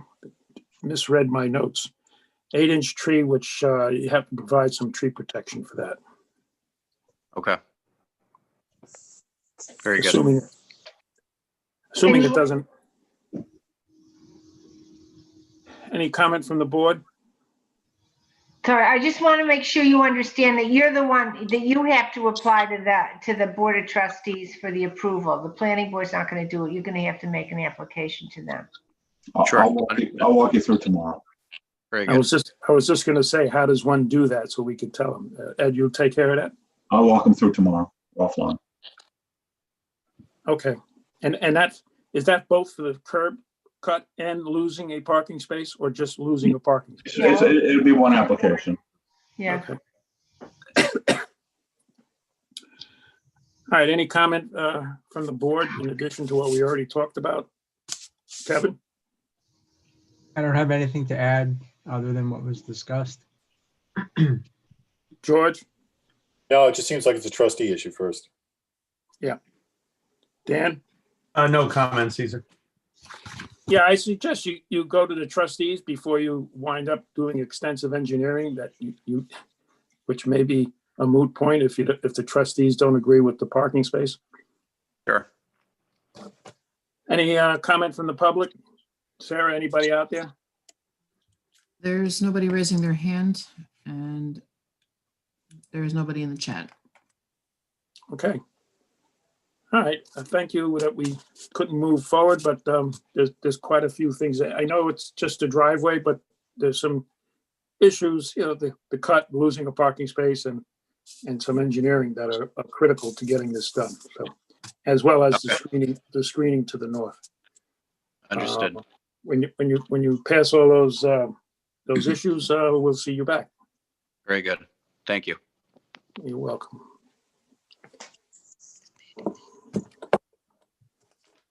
Okay, last, we're moving on to 2020-27, 90 Fargo Lane.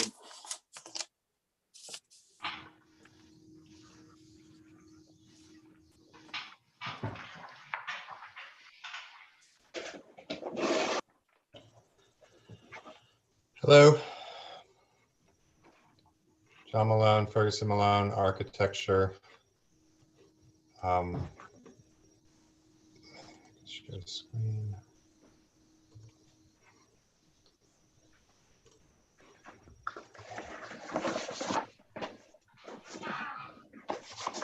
So this is a project that is very similar to what you all have seen before for 90 Fargo Lane. It's a modification. It's being submitted not as a modification, but as a new project because we basically felt it was,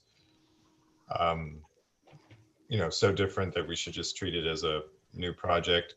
The building is very similar. The change due to sort of the COVID disruption, both in the financing of the project and in terms of how the owner is planning to use the existing house, they're now living in the existing house.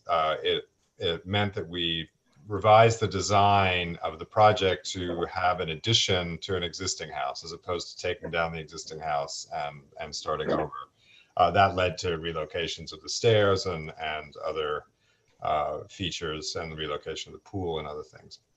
So there are certain site features that remain very similar, access to the garage, the front yard, the treatment of the front yard, access to the front door, that is very similar.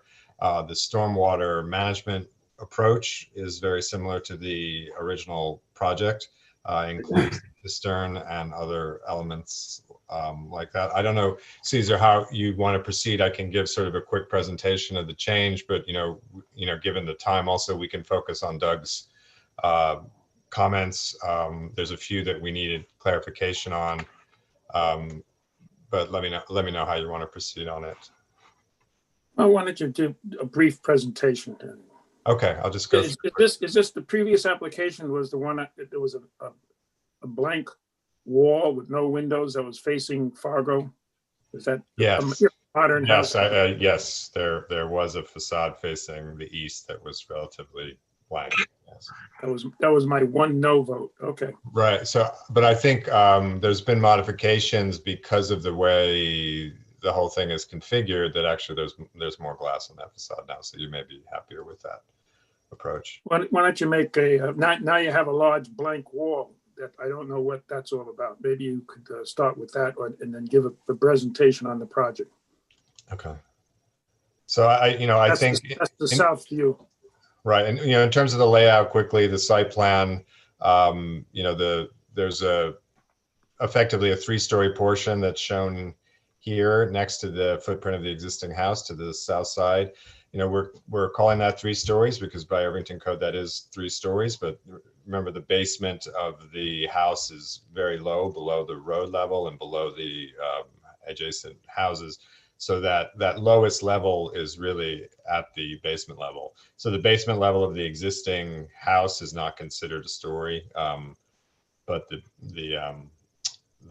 basement level of the addition will be because it has driveway access, garage access to the front of it. So this is going to need a height variance? It does not need a height variance. It's below height, but as was the case with the original application, it needs a variance for stories.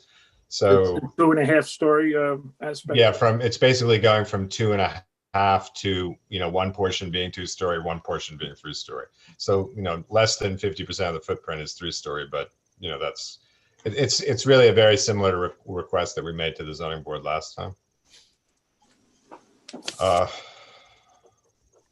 So this is the existing house, which you guys may recognize. So on the ground level, it includes garage, and this blank space to the top of the page above the garage is actually the pool area.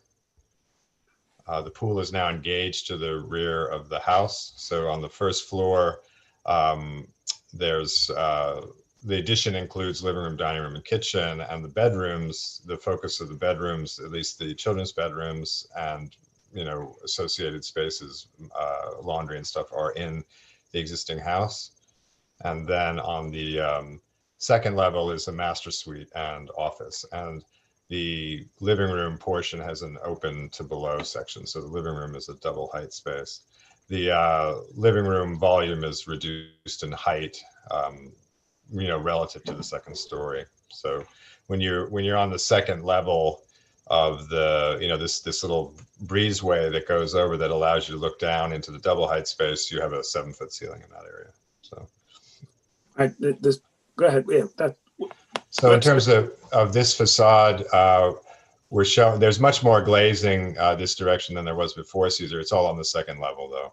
So in terms of our organization of the facade, there's a lot of glass up here on the second level. What you're seeing, can you see my cursor when I move my cursor? Yes. Yeah.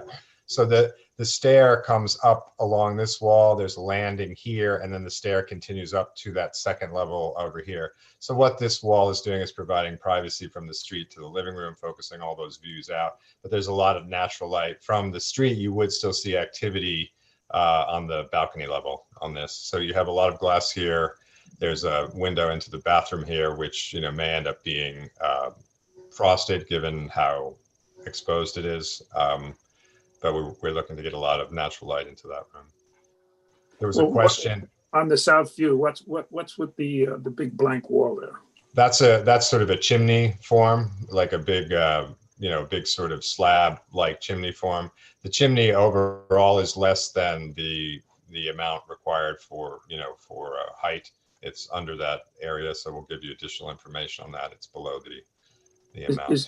Is there any kind of features other than a blank concrete wall, or what's it going to look like?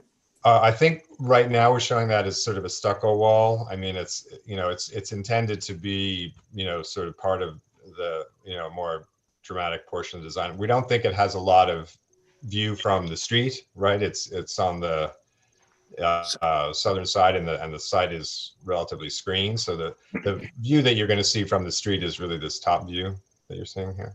Yeah. So this is the view facing the river, the west view. You see there's a lot of light facing that direction.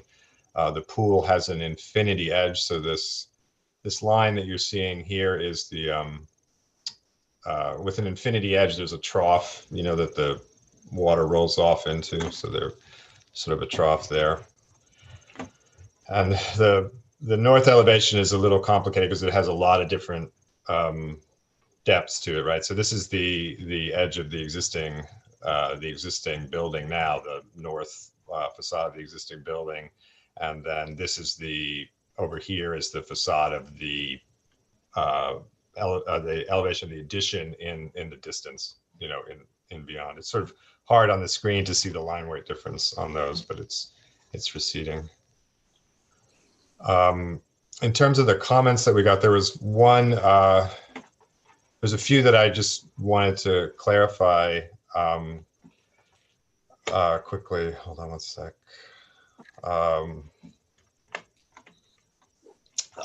For the first comment, Doug, we figured out there was an error in the calculations on the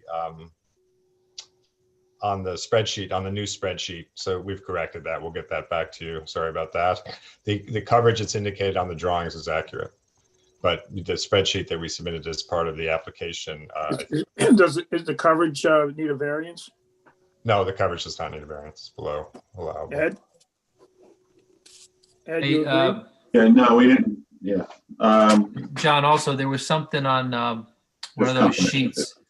Yeah, I can't remember what drawing it is. I'll have to get back to you on that. There was something that showed it looked like there might have been a patio or something. Yeah, on your one of your architectural site plans, there's some lines in between those retention ponds and the house. Can you scroll down? Can you go to your site plan? Yeah, let me get back to it. Hold on. And while he's looking for that, you agree there's no coverage issue, Ed? Okay. I think Ed's he's trying to confirm that. Confirm it. There's a couple questions. And remember the Right, parking. stop there. No, not there. Is this it, Ed? Yeah, that's the one. So those extra lines there. That's the limit of lawn. I'll clarify that. That's the limit of lawn versus planting area. It's not going to be gravel or a patio or anything like that. Yeah, no, it's lawn versus this area here would be planting bed. Gotcha. Okay. That would be lawn. Yeah, it was just we didn't know. Looks like a patio. Looks like a future patio. Yeah, I got you. John, the second Leave that up, part- John. John Malone, the second part of Hans' first comment was he has the proposed parking space in the driveway should be included in coverage, just like a parking space next to the driveway should be included in coverage. I don't know if that kicks you over. I don't know how close you are.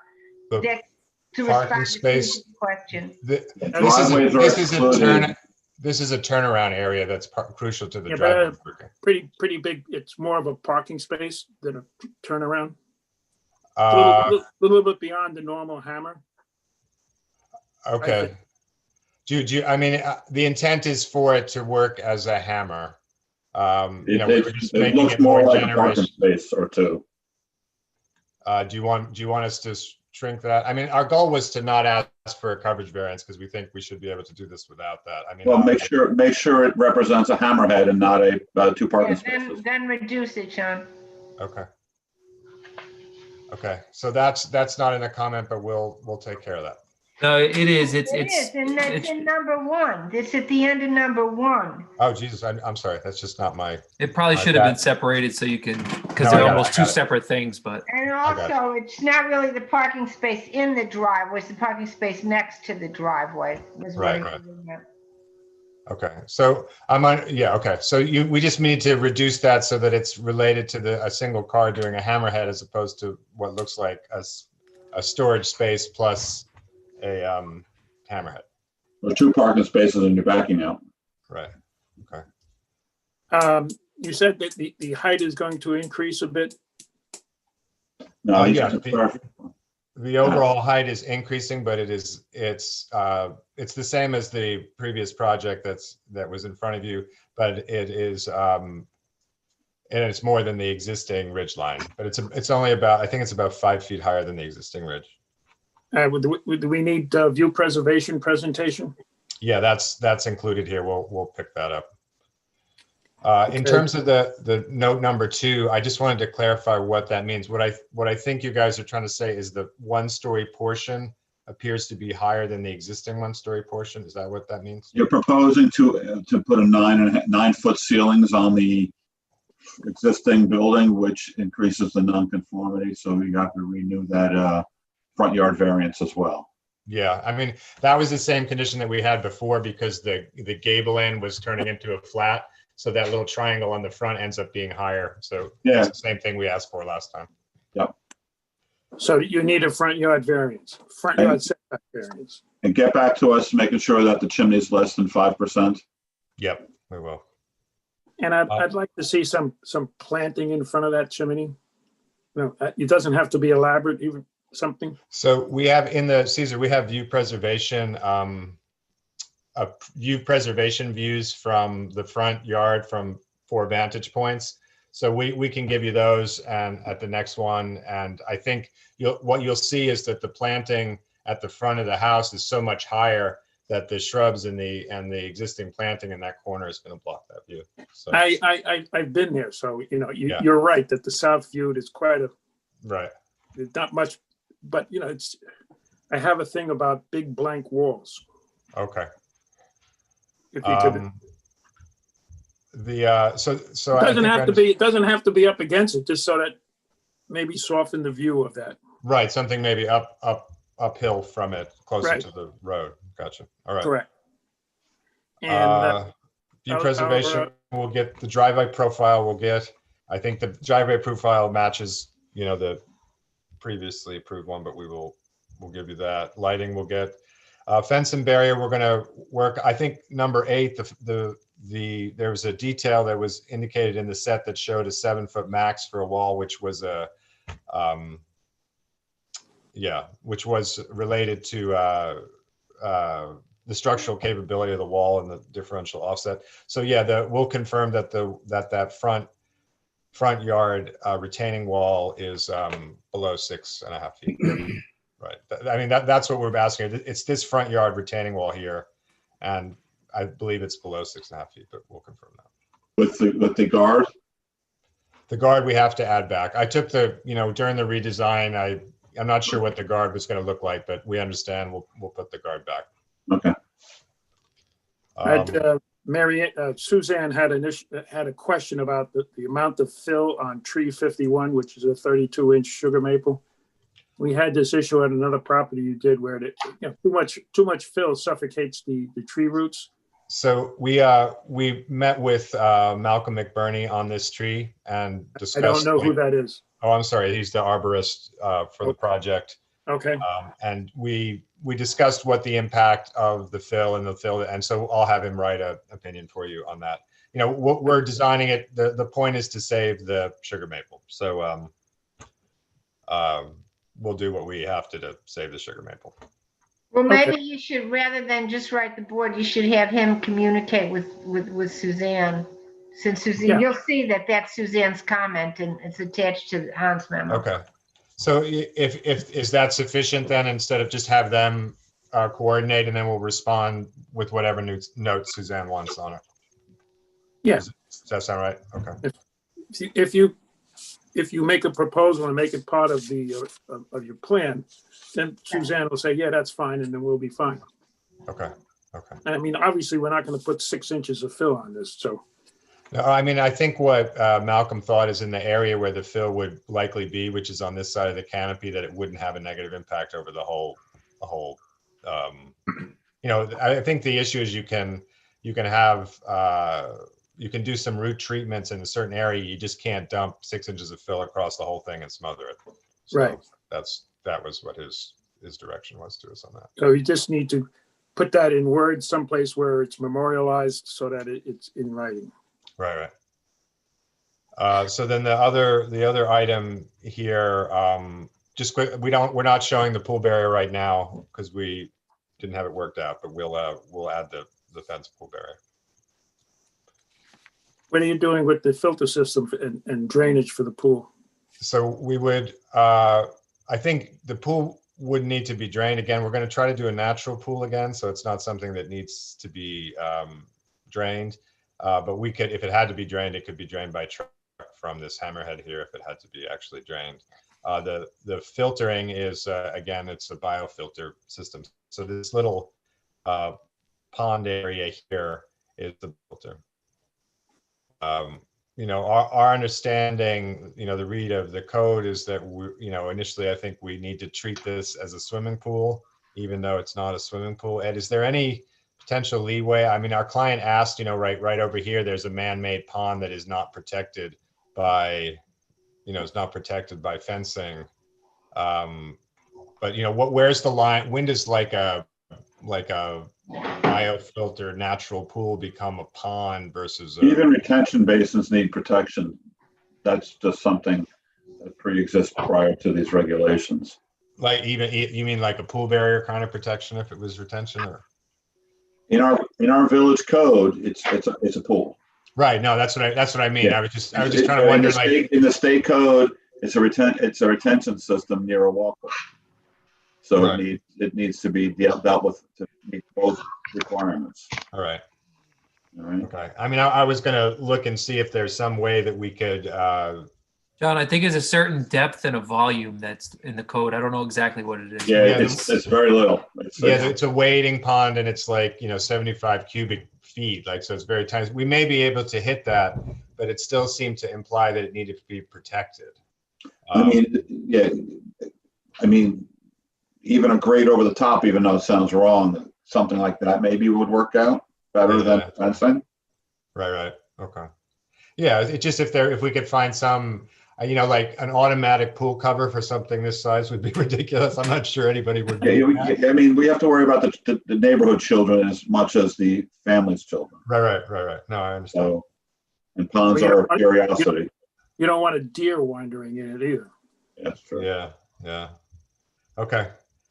All right. So we'll come back to you. I think what we will probably do is simply show it fenced as if it was a pool, and we may, during the period between that and building permit, maybe we can find some other solution. But I think I was hoping to just expedite. So we're going to show a fence there.